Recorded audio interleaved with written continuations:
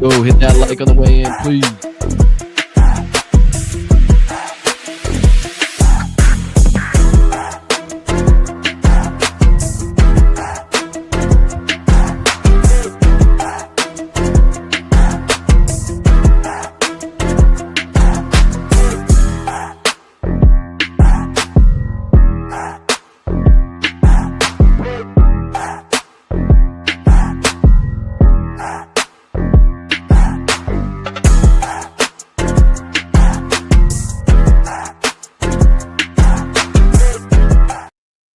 What do you say? What do you say? What do you say? Let's get back at it like a gambling addict. How's everybody doing? Appreciate you guys for joining me once again. I'm Boston Bryant. This is Blonde Politics. Hit that like button on the way in. Subscribe to the channel.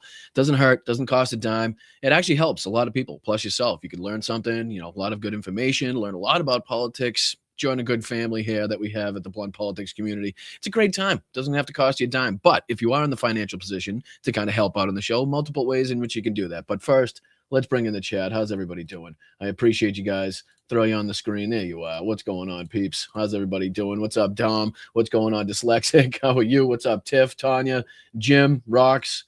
How's everybody doing? What's going on, Simon? Appreciate you guys. How's everybody else doing? What's up, Sammy? What's up, Kyle? What's up, Dawn? Veronica, Victor, Tina, Ask. Hit that like button on the way in. What's up, Alvin? Hi, Nancy. How are you? Hi, Tina. What's going on, guys? What's up, Jim? Appreciate you guys for joining me. What's up, Victor, again? What's up, Johnny? Very much appreciate you all for being here. Make sure you, like I said, hit that like button on the way in. All right, so we're going to be doing our best to kind of dive back into the wild world of politics after a few days off. So we're going to just be dipping and diving and sticking our toes into a few different videos, a multitude of different videos to kind of, sum up the bigger issues that have been taking place. A lot of what's taking place with ICE, obviously. I know I looked at, and, a lot of people are talking about that Michael Fanone incident. So we'll be talking about that and discussing that a lot. The Greg Bavino speech and what he's been doing and how cops are kind of pushing back in Minneapolis, at least, are now pushing back on ICE to a certain extent. We'll also be talking about NATO and what's been going on with Greenland, obviously, just covering a bunch of different aspects, what's been going on in Ukraine, and a few different things as it pertains to that as well. So, again, lots to get to, lots that we have to get, caught up on. Oh, thanks, Mark. I appreciate that. Ice babies, go Minnesota. Let's go. I appreciate that. And I am fully with you and the people of Minnesota and everybody from around the country that's flown there, to cause a ruckus, to get out on the streets and to exercise their First Amendment rights. Again, now, apparently our Fourth Amendment rights are now trying to be stamped on and trampled on, because apparently now ICE thinks that they can enter your home without any sort of warrant, just kind of knock and kick and bust down the door, and that's that. Apparently we don't have that, like, that freedom of unreasonable searches and seizures like it states in the Constitution of this country, like the Fourth Amendment states. But we'll get into all of that. Ton of stuff to talk about. Again, I'm not going to be able to kind of cover it all, everything that we've missed in one show. So I'm sure there's going to be a few bits and pieces, some important things even that are going to be left out. So, let us give me a few shows to get caught up on everything. Don't yell at me if we leave out something that you are desperately wanting to hear about or talk about. I'm sure we'll get to it. Oh, thanks, brother. Appreciate that, man. Thanks, guys. And again, a big thank you to my sister for flying out to California and driving back with me. It was a huge help, and it goes a long way in showing her kindness and what she's willing to do for family. So a big thank you to my sister, and a big shout out to her as well. And thank you to once again everybody that contributed and helped and supported and texted and made sure I was here and there and getting places safely. Any way that anybody contributed to the trip and getting back here, I thank you very, very much. And like I said, I'll be reaching out to different people and kind of asking if you want me to, be more specific in how you've helped and what happened and stuff, but I don't want to overstep any bounds. So just to kind of keep it short and sweet before we dive into, some stuff that we've missed. Another big thank you to everybody who helps, make this possible. So again, there's a Venmo up here. That's the quickest and fastest way to contribute. That goes directly to the person and it's immediate. And then again, you can sign up at patreon.com. You can sign up just underneath me as a YouTube member, or you can just gift a super chat or a super sticker in the old YouTube chat,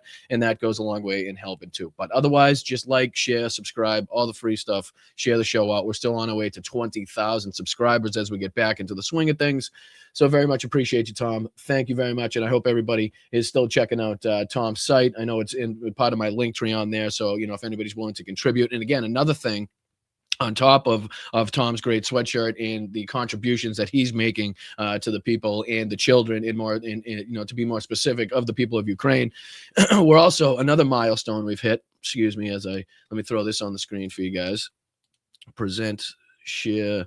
I just want to show you this before we dive into our stories of the day, because this is another milestone that we've hit here, which is pretty friggin' cool to see. As you can see just above me here, you can see that we've hit 25% of our goal for Help 99, which is pretty friggin' cool, I gotta say. I mean, for a relatively small channel like ours to have this much of an impact this quickly, 51 donations, or over 5,000 euro raised for the great 72nd Separate Mechanized Brigade. So again, we're trucking along, we're chugging along up that hill, and we're getting there. But just to show everybody that we can do it, and we are doing it, 25% of the way there already. So again, anybody that has the ability to even share this out to somebody that may have some more financial opportunities, or deeper pockets, let's say, then that's doing a good deed in and of itself. So thank you guys. I just want to make sure I give you guys a salute and a shout out, the Blunt Politics community, for helping this much, and for creating a buzz basically around this campaign, where a lot of people are willing to donate and contribute to it for a very specific reason. So I very much appreciate that, Tom, everybody else that contributes to this, and any way to helping the people and the kids and the families of Ukraine, then I'm big thumbs up, and I will absolutely give you a big salute. So all right, now before we start with that, let's kind of dive into a few of these other stories. So we'll be talking a lot about what ICE has been doing. I know Minneapolis still a big subject, a lot of people out there, a lot of egregious behavior still coming from the ICE officers. My apologies again for the last few days of not being kind of up to speed and up to date on some of the more particular things that have been happening, but we'll cover it here today as much as possible, to not just keep you guys up to date, but to fill me in as well. So I don't want you guys to think that I don't think about this already, but this is for me to kind of get back up to speed as well. So I appreciate you joining me. Hit that like button. Again, I'm Boston Brian. But yes, so again, here's just a few of the different aspects in which we're talking about ICE, where CNN does this, where they do kind of like random updates every time a story comes out. The economic blackout was planned to protest ICE as immigration crackdown fuels tension. So I was kind of hoping to see some results, or see how that went, how many people participated, if they had the numbers that they thought they were going to have, and whatnot. So that was something that I wanted to double check on and check up on. Here's a video again from that story a lot of people are talking about, of the 5-year-old that was detained, arrested, whatever word you want to use, when apparently there were definite other options on the scene for the child to go with, whether it was a person or an adult that directly lived in the household, or somebody, a member of the school, an adult, a member of the school, whatever it was. It doesn't seem to be that it's necessary that this 5-year-old is now being held in Texas, in federal custody in Texas. It just doesn't seem like that needed to happen. And again, that's a story a lot of people are talking about as well. So we'll dive into that. The mayor now says immigration operation in the city is political retribution. So now even threats being made to the Minneapolis mayor, Jacob Fry, for, retribution on him for kind of standing in the way, which is another story a lot of people are talking about. President Trump called him a fool for his support of the city Somali community, and posted on Truth Social earlier this month, "Fear not, great people of Minnesota, the day of reckoning and retribution is coming," which is again being used obviously as justification for phrase comments and statements here. He says, "You don't need to take my word for it. You can listen to exactly what Donald Trump is saying," again using those those exact words. And then you got here, a UN human rights chief condemns U.S. immigration enforcement policies that are tearing families apart, which we've seen with our own eyes firsthand with all of the videos, everything what's going around in the nightly news, going around on social media that we've played here on the show. I mean, it doesn't take a genius to see that that's exactly what's taking place here. This is just saying it's calling on the Trump administration to ensure immigration enforcement practices, quote, "respect to human dignity and due process rights," end quote, to end practices that says that are tearing apart families. And as we'll hear, obviously, something just unplugged. Can you still hear me? Everything's good? Give me a thumbs up in the chat, because I got a beep like something unplugged or something. So just want to make sure everybody can still hear me. But yeah, so even in the case of this 5-year-old, as we'll see here, apparently that gentleman, that guy had an asylum case open. So not here illegally, for even the actions of the ICE officers to separate him from his child, to warrant that. So again, doesn't seem like that is taking place, and we'll just dive into this. This is a real quick video. We also have a few other ones to dive into here, as like this one is from CNN as well. Crackdown intensifies. So we'll go through the beginning of that. Here's where NBC News talks about Greg Bavino, that Nazi douchebag. So we'll be discussing that as well. But what do you say we can dive into? Let's see here, because this goes on as well. Federal agents detained corrections officer recruit in Portland, Maine. In Cumberland County, Maine, a corrections officer recruit was detained by federal agents in Portland's Bayside neighborhood, according to the sheriff. So again, just more encounters, more examples of ICE rounding up people that you would not expect them to necessarily have to go after. Jury finds man not guilty of circulating $10,000 bounty on life of Border Patrol chief. Again, these are just kind of random updates, but relating to what's going on with ICE. Minnesota business joining the economic blackout, as we said.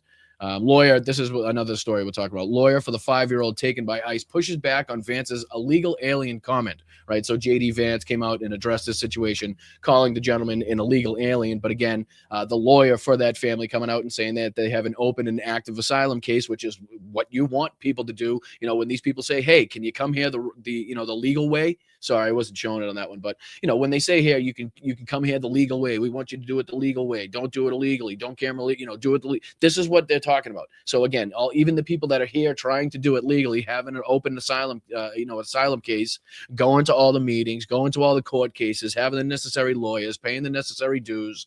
Even those people aren't safe, and they're being separated from their children. So that leads me to this. We'll dive into this because this discusses that story as well. So what do you say? You hit that like button, subscribe to the channel if you're not already. This is us just kind of, again, diving through a few of these recent stories that we kind of missed over the last week, if not, more recent, and trying to kind of dive back into the more recent aspects of what ICE, Donald Trump, Greg Bavino, the rest of these schmucks are doing in Minneapolis and a lot of other cities around the country too. So let's dive into this. I appreciate it. And again, just a couple minutes of the beginning of this will give us a good aspect, a good telling of what's been going on. And then we'll dive through because we got a ton of different videos to dive through here. So let's dive into it. I appreciate it. Hit that like button. The ICE crackdown in America is quickly expanding with some questionable tactics, questionable investigations, and as you're about to find out, questionable legal justifications. And again, this is referencing more specifically where ICE put out a memo stating that basically their people, as long as they have a, I forget what the specific term for it is, but basically a warrant handed down by their higher-ups, not so much a judge that signs off on a warrant like is supposed to happen. But as long as they have that, they're okay to just, enter and seize anybody. They're to enter any home and seize anybody. They'll discuss it more here, but, just to kind of set the stage, they're just more rights being violated, more laws being broken by these fucking Nazi thugs, these Gestapo pieces of fucking shit. So let's go. Yes, has been the epicenter. The administration tonight is surging ICE agents into a new target, Maine. The administration is calling it Operation Catch of the Day. Yes, just like catch and release, these dehumanizing fishing analogies continue. One city councilor in Portland, Maine, is calling it something else. I want to be really clear. This is a war of terror that's being waged on our city by the federal government. We've seen people of all ages getting thrown on the ground and getting thrown into trucks.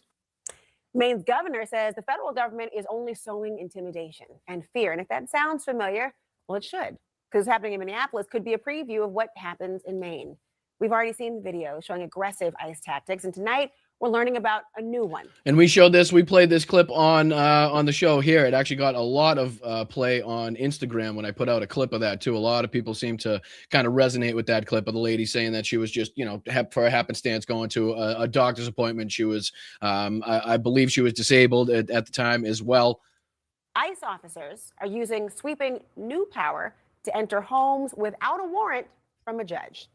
The Associated Press has obtained an internal ICE memo that says that agents can enter a residence with only an administrative warrant. An administrative warrant, that's what they're calling it, an administrative warrant. And again, Veronica, a lot of people are right there with you, as Veronica's saying. I'll refrain from putting it on the screen just so I don't want to be seen to kind of be trying to incite anything. But Veronica, if you can see her comment in the chat, a lot of people are kind of discussing this and talking about how that Second Amendment doesn't only pertain to Republicans as well. So again, this is a lot of what I'm seeing from a different, not from Instagram to Facebook to TikTok, different, people in real life. It's like, okay, if they're going to just start busting down the doors, then we need to be able to defend ourselves, our family, our neighbors, our friends, you know what I mean? Those types of things. That's just the talk that's happening. Again, I'm not condoning or anything like that, or inciting anything, but that's just what I'm hearing on the streets, on social media. I'm sure you guys can hear the same thing. But this is, AP News. Immigration officers assert sweeping power to enter homes without a judge's warrant, and they call it an administrative warrant. And from what I've heard discussed, it's just more like a, somebody higher up, right? Like Greg Bovino kind of signs off on it. And again, if I'm mistaken, let me know in the chat, because I'll be happy to correct myself. But from what I've heard discussed, it's not again a judge's signature on a warrant saying, okay, this is legal, everything about this is above board, and you have permission from me, the judge, saying that you can activate yourselves and your troops here or whatever the fuck, and actually execute this warrant and search and seizure or whatever they want to call it. But that's not what's going on here. It's basically they're going around that and just being able to skirt and basically throw in your face your Fourth Amendment right and say it doesn't mean shit. So here we go. Continued. They're trying to arrest someone with a final order of removal. I can tell you right now, that's headed straight to a legal collision with the Fourth Amendment, because that treats the home as a protected space. I mean, literally, the word house is in the text.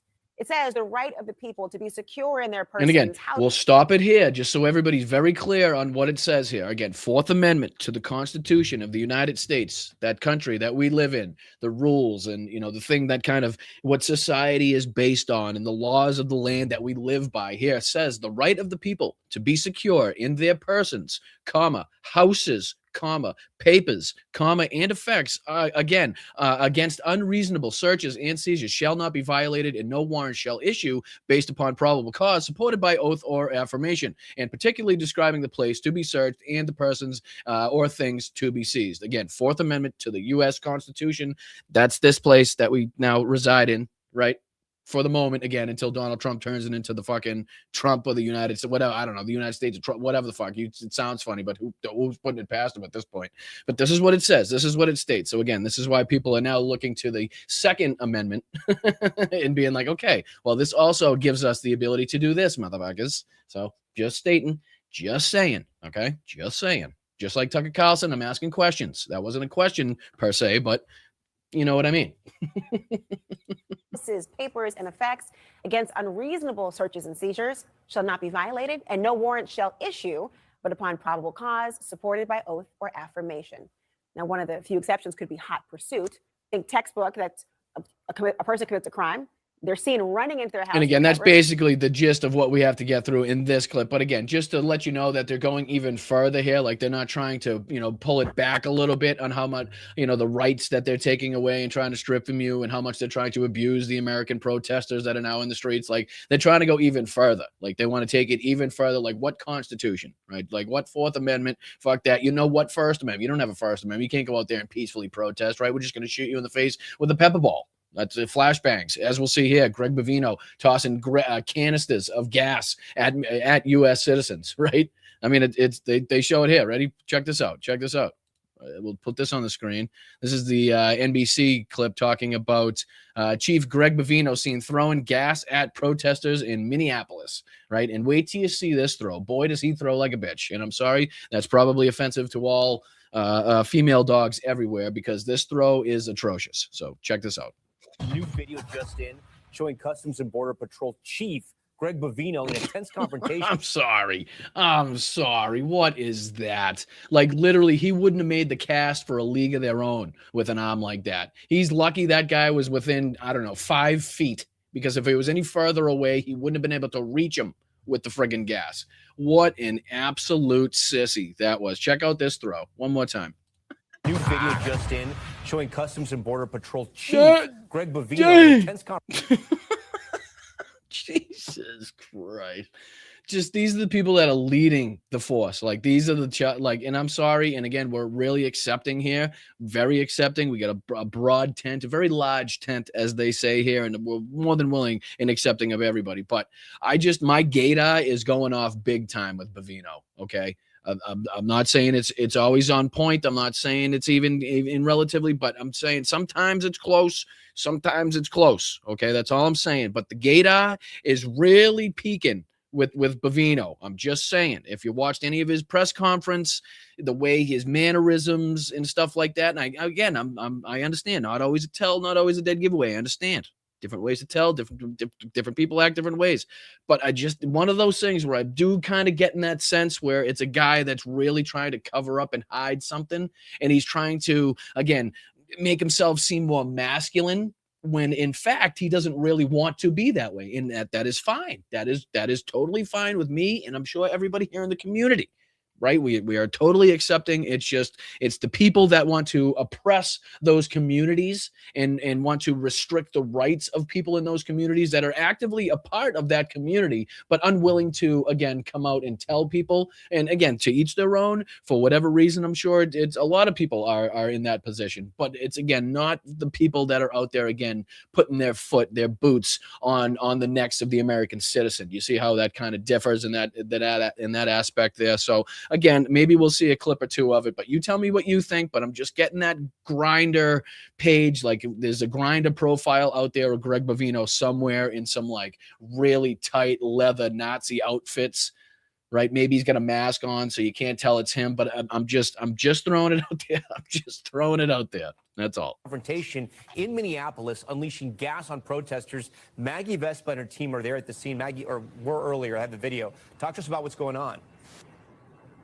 Yeah, Tom, this video just in. Again, we've seen these clashes, these protests popping up across Minneapolis for weeks now, right? But now we have Border Patrol Commander Gregory Bavino on the front line. Just absolutely atrocious form. And I'll get out of the way so you can see it. But just the worst form I've ever seen. Just, you can tell the guy was never an athlete. Watch this. These clashes, these protests popping up across Minneapolis for weeks now, right? But now we have Border Patrol Commander Gregory Bavino on the front lines. Check this out. And they play the live video here, and you can hear him giving like 1 warning, 2 warning. Like, shut the fuck up.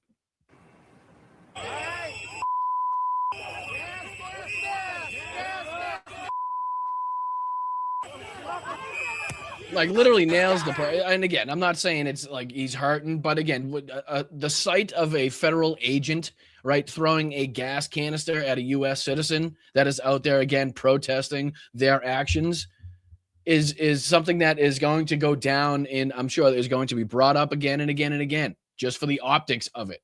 Just alone for the optics of it is something that they should try to avoid at all costs. But this guy's out there just doing it willy-nilly. He's happy to be in this situation, right? They're at home when the situation becomes chaotic like this. This is when they love it. They get to beat and punch and kick, and nobody's really paying attention because there's so much chaos going on. You got grenades, okay, gas canisters. It's okay, it's chaotic. Let's use all the kit that we have that we never get to use, right? That they love it when this shit happens. So again, just the optics of a federal agent, the head federal agent, again, in this fucking task force, whatever the fuck you want to call him here, throwing a gas canister and striking a U.S. citizen is something that I'm sure is going to be brought up again and again when we relive this moment, in 10, 15 years, 20 years, when we're like, holy shit, like, how did we make it out of that one? Like, boy, are we lucky we're still here, because we lived through that one, and that was close. Like, that was fucking close.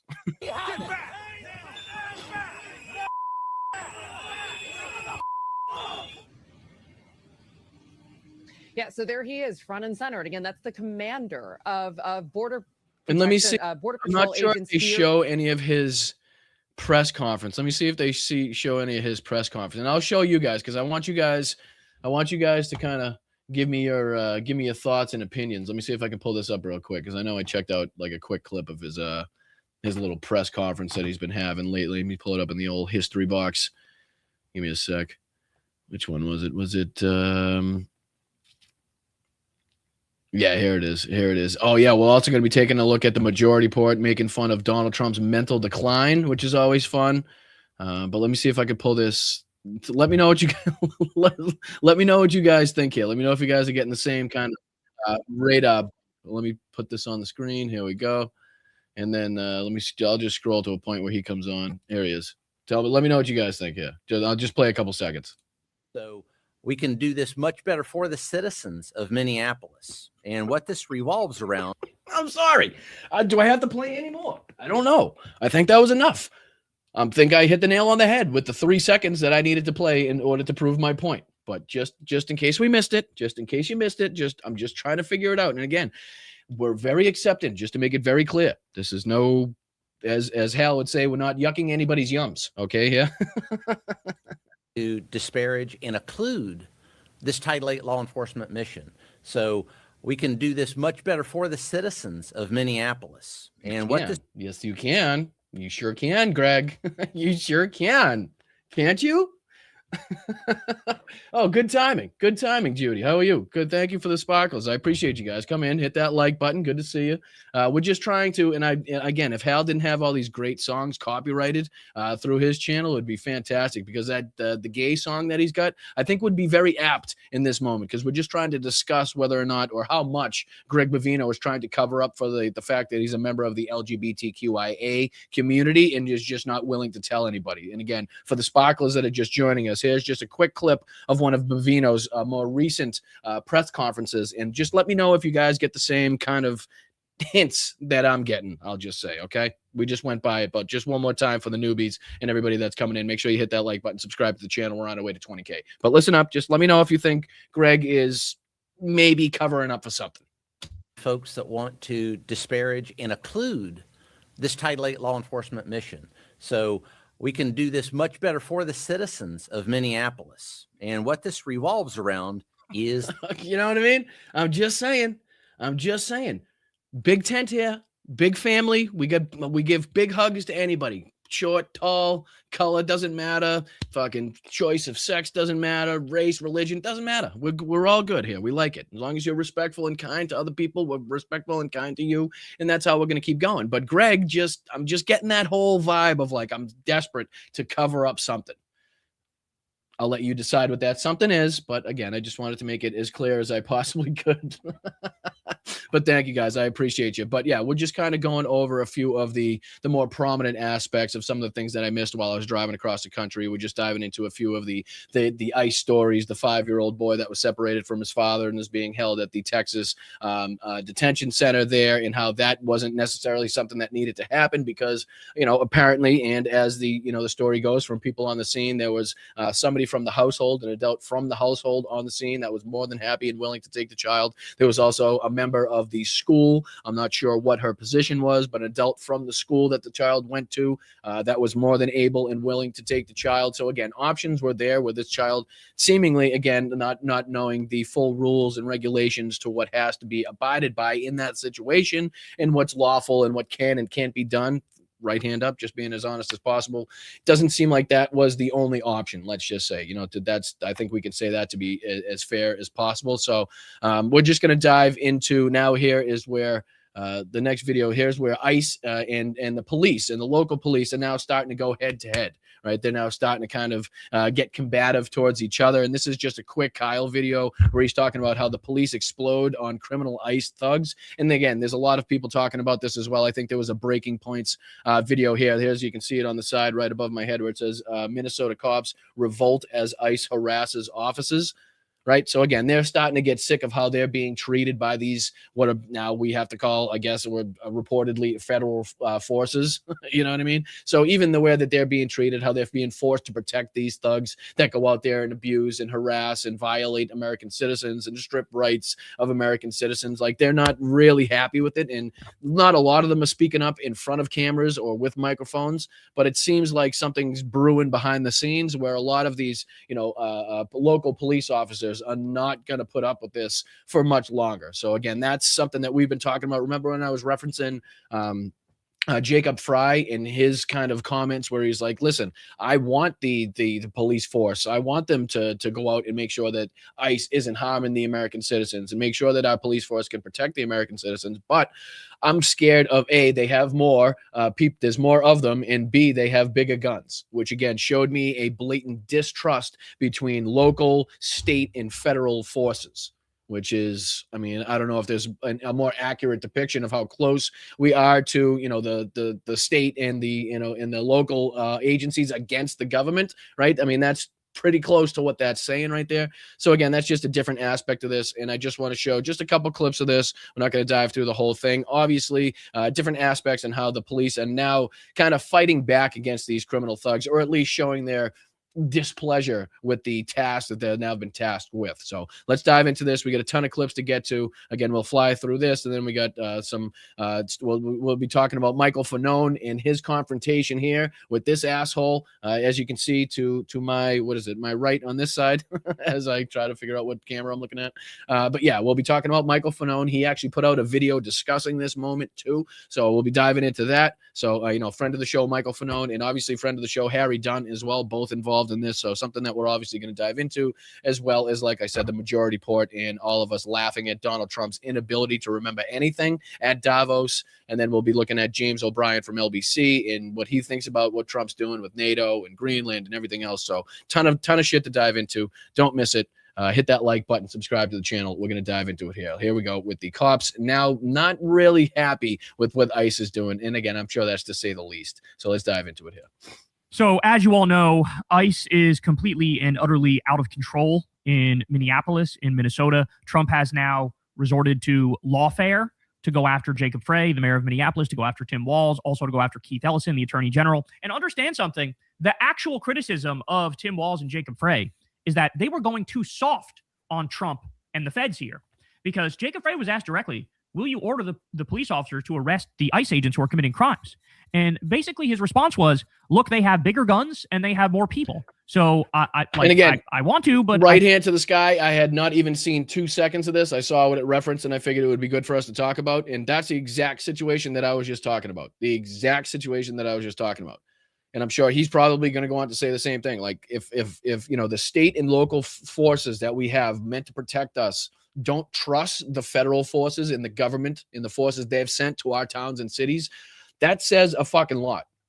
Not only about the state of affairs in our country, but the state of affairs just in our government alone. And again, what's taking place right now is, and how serious it is, right? So again, for having not seen this, we're talking about the same exact thing. It kind of fits right in line. So I wanted to make sure to stop it. Here we go. I feel like I really can't do that. That's what he said. And so if anything, the criticism is you're too right-wing, you're too soft on them, not you're too hard on them. And Trump is now opening investigations about how they're impeding law enforcement. If anything, it's the opposite. If anything, their crime is not making sure everybody is treated as equal under the law. Okay? So it's a horrible, horrible scenario. Well, now we've reached the point where it's so bad on the ground that various police officers, police chiefs are coming out going, really?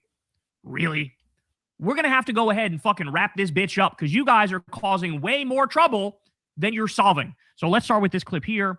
We have Minneapolis Police Chief Brian O'Hara goes on 60 Minutes, and he says the following. Here we go. And again, just a couple of these clips referencing what this gentleman says, and then we'll go on to the next clip. But again, just to kind of give you a sense of, what the local law enforcement people, or at least some of them, are talking about and discussing and how they're feeling about this, just to give you some insight and not to think that like all of them are in cahoots and all of them are for this and they all want to be protecting ICE. Like this should give you at least some hope to be like, okay, there are still people in high positions in local law enforcement and state law enforcement that are willing to speak up, that don't want to see this take place in their communities and are at least willing to go on camera to say something about it. So again, a couple of these clips and we'll dive on to the next one. I appreciate you guys. Administration officials are adamant that this action that they are undertaking in Minneapolis right now is making this city safer. Targeted, precise, pre-planned operations on violent offenders. That is a good thing. But I'm concerned that people in the administration don't actually understand the reality of what's happening on the street. Nah, bro, they get it. And again, just like he's about to cut in and say, like, even that's giving them too much credit. Like, even that's sugarcoating the situation way too fucking much. And again, he knows better, but he's trying to, I think, make it in a way where, he can get the slight message across to the people without, catching the attention so much of the Trump administration to bring the ire on him, or I don't know, sue 60 Minutes, whatever. I'm not even sure really, but even that's going too far to give him credit and saying, oh, I don't think the Trump administration even knows what's like. There's no way you can't see the nightly news. We know how much Donald Trump loves to fucking watch television. We know how much Fox News has been covering this bullshit and the spin that they've been putting on it. So there's no fucking way possible that we're going to get me to believe that Donald Trump and Steve Homan and Kirsty Noem and fucking the rest of these people don't know what's taking place, and they don't just like know like that's horse shit. But him saying, at least bringing up the fact that, you know, them not going after criminals, them not going after like the gang members is what's taking place on the street is a good thing in this aspect. And they are not trying to do targeted operations going after violent, criminal, undocumented immigrants. They haven't done that in fucking forever. Right. They have a directive from the likes of Stephen Miller where he says, what the fuck are you guys doing? Go raid the fucking 7-Elevens and the Home Depots and the meatpacking facilities. And in fact, we're going to disband the agency that goes after, for example, people in a cartel or child sex trafficking. They disbanded them and sent them all to the fucking Lowe's parking lot and said, go to town over here. That's what's happening. So here you have the officer. He doesn't even get it. He's like, sir, excuse me, you guys don't appear to be going after actual criminals. And again, just for the sake of time, I do appreciate the commentary, but he also brings up this other clip. I think there's a couple more clips that he brings up. Yeah, this one as well. These are not violent, criminal, undocumented immigrants. They're just not. You're going after innocent people time and time again. Actually understand the reality of what's happening on the street. Chief O'Hara told us the city's 911 system is overwhelmed by complaints about immigration enforcement. What are you seeing? Seeing multiple calls of people who have been subjected to tear gas, pepper spray. At least one case, and again, person with without even looking at the fucking circumstances or each individual case, just looking at that, you can tell they were peaceful protesters just standing there in a line with other peaceful protesters using their, again, fucking First Amendment right that they have to peacefully protest, just being fucking pepper sprayed, gassed, you know, shot with fucking whatever, you know, whatever, flashbangs. We've seen people blinded. We've seen people shot in the face and killed. We've seen people punched in the face. We've seen fucking pregnant women dragged. We've seen disabled women dragged. I mean, all of this is taking place. And again, to say that the Trump administration and like the higher ups don't know it's taking place is kind of, not kind of, but is absolutely asinine. But I don't know if there's like some sort of not routine, but some sort of approach he's trying to take to make it more, not digestible, but more, you know, kind of easily, maybe so it slides under the radar a lot, like giving them kind of, you know, that passable and culpable deniability, but also saying, hey, you're not going after the gangsters. You're not going after the thugs. You're going after, again, in blinding and shooting and killing and harassing American citizens that have their rights that you guys are just trampling all over. That's exactly what he should be saying. But I think he's trying to play some sort of game here on 60 Minutes, you know, trying to make it a little bit easy to digest, like sugarcoat it way too much, if you get my drift. was removed from a vehicle and the car wasn't even placed in park and it was rolling down the roadway. Jesus Christ, man. That's not it, though. We have more. So now we have another police chief in Minnesota, and he comes out and he goes into even more detail about how disastrous this thing has been and about how the ICE. And I caught a little bit of this, which is another reason why, you know, I want to show you this as well, because again, other people are starting to speak out. Again, not just people on the streets, not just people that were former cops or former military, which we've seen and we're very appreciative of and is very helpful to the cause, but people in higher positions, people in positions of power right this very minute. So again, just to show you a little bit of, you know, I don't know if this will give you that much hope, but just to say, okay, there are still some good people out there that don't support this fucking and will be there to kind of, you know, put up a roadblock as best as they possibly can to you know, serve and protect the people that they're meant to serve and protect. Are the criminals in many instances. Here we go. Recently, as the last 2 weeks, we as law enforcement community have been receiving endless complaints about civil rights violations in our streets from U.S. citizens. What we're hearing is they're being stopped in traffic stops or on the street with no cause and being forced to demand paperwork to determine if they are here legally. Oh. As this went on over the past 2 weeks, we started hearing from our police officers the same complaints as they fell victim to this while off duty. Oh, that woke them up, didn't it? That woke them right up. Off-duty police officers getting fucking harassed and assaulted and arrested by ICE criminals. But again, that's no different, right? That's no different than, you know, how we always say, oh, it takes Republicans until they, you know, have a daughter or a son that comes out as trans or comes out as, you know, a member of the LGBTQIA or has to have an abortion themselves until they see the light. Well, the same thing here with these people. You know, until it's one of their own, until it's somebody that has to go in and strap on that uniform, right? Until it's a brother in arms, right, being harassed by these fucking ICE thugs. It really doesn't penetrate through the fucking zeitgeist. It really doesn't penetrate to the leadership until, again, it's their brethren. until it's their fucking, it's their peeps, their own peeps getting fucking harassed. And then it starts to sink in like, okay, we don't want this to continue to take place. It's sad that that's what it has to come to. But at least they are acting upon what they are seeing when their own people are getting harassed. But it sucks to see that that's what it needs to be. That's what needs to happen in order for them to kind of speak out and say, okay, we've kind of crossed the line here, because we've crossed that line a long fucking time ago. I can tell you that much. And they're going, holy shit, what is going on here? Yeah, that's right. Again, this is what we warned you guys about. Every one of these individuals is a person of color who has had this happen to them. Oh my God. It's the black and brown officers getting harassed by ICE agents when they're off duty. No shit. Oh my God, bro. In Brooklyn Park, one particular officer that shared her story with me was stopped as she passed ICE going down the roadway. When they boxed her in, they demanded her paperwork, of which she's a U.S. citizen and clearly would not have any paperwork. When she became concerned about the rhetoric and the way she was being treated, she pulled out her phone in an attempt to record the incident. The phone was knocked out of her hands. And again, these are specific incidents with officers. You know what I mean? He's not talking about just plain American citizens. He's talking about officers in his jurisdiction that, again, are reporting these interactions with ICE officers, with ICE agents in the streets in plain clothes, right? So she was trying to say, hey, I'm a U.S. citizen. Not only that, but I'm a police officer. Tried to pull out her phone in order to, I don't know, maybe call, her boss or whatever, or to show her identification or whatever it was, and the phone was smacked out of her hand. So again, these are the stories that are breaking through to the leadership.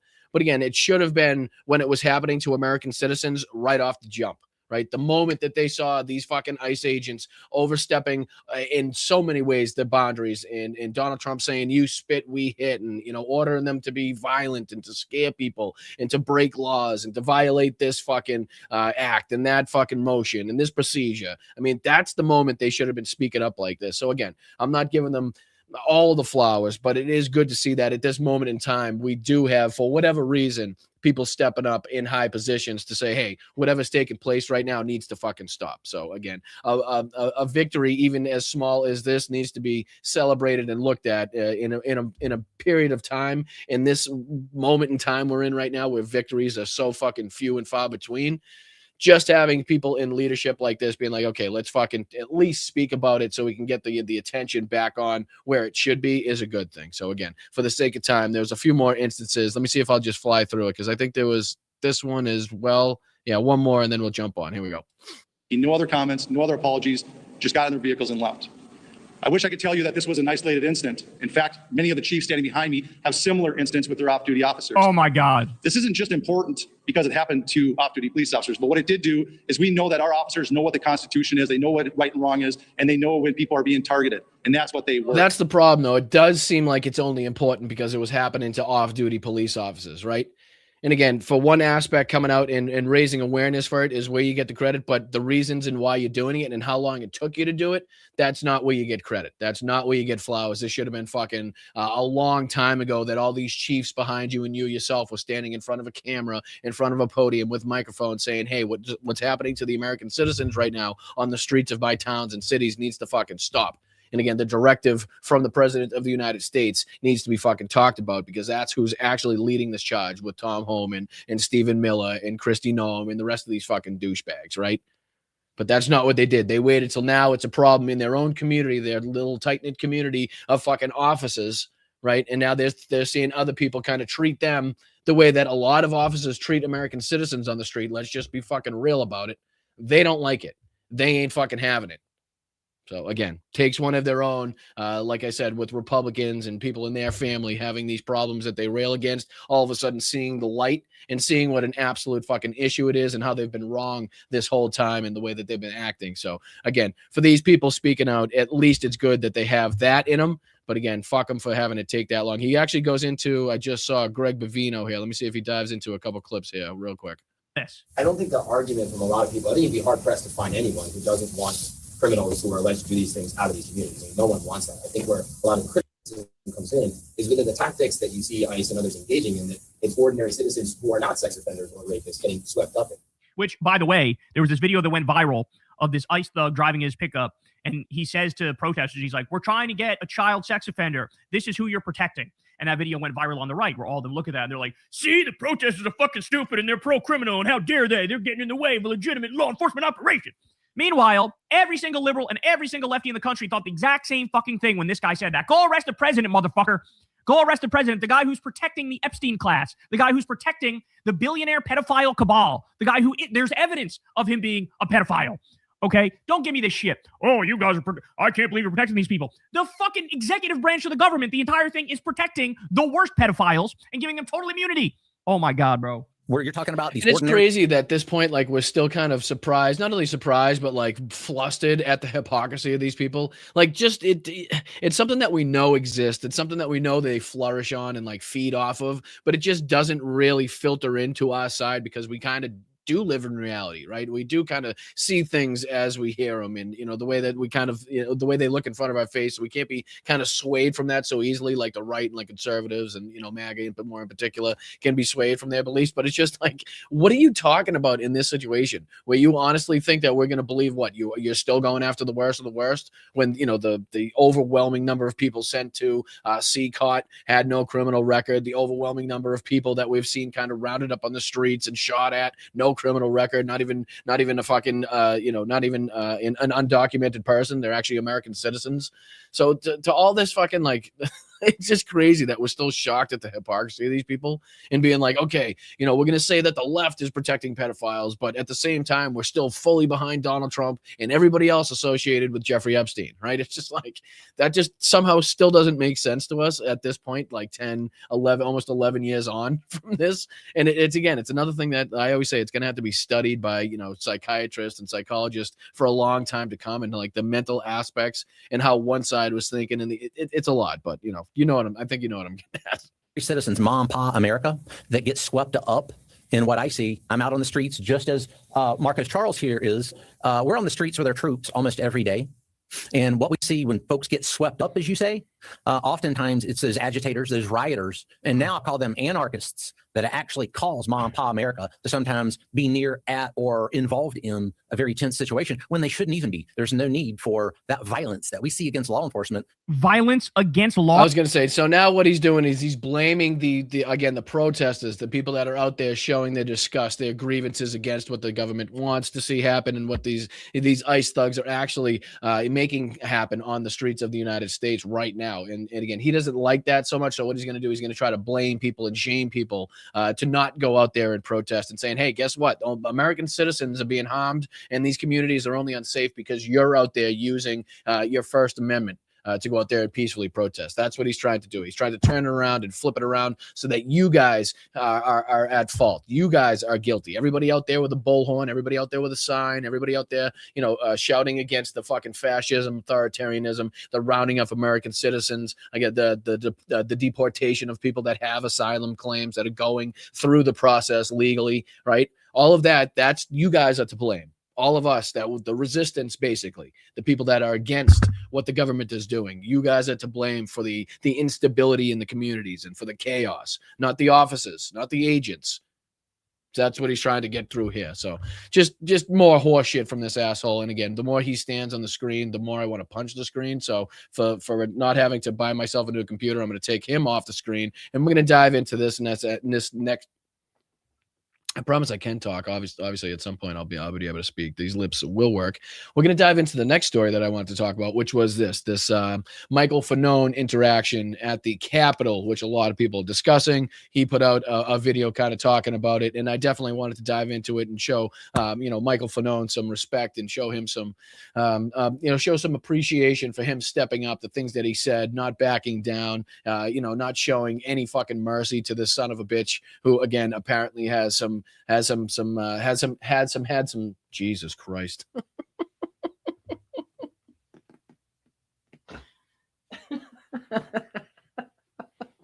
Has had some vile interactions with Michael in the past. I'll get it. I'll get it together. I'll promise. I promise. Oh, I think I just had a stroke. Anyways, once I catch up on sleep, I'll be okay, I promise. But has had some vile interactions with Michael about his family in the past. So again, let's play just a couple minutes of this interaction, and then, like I said, Michael put out an actual video talking about it and addressing that specific situation. So I want to let him get his side of the story in as well. So let's dive into this interaction here, and then we'll get into Michael's comments about it. Sorry about that. My apologies. I think I said I did about 47 times on that one. All right, here we go.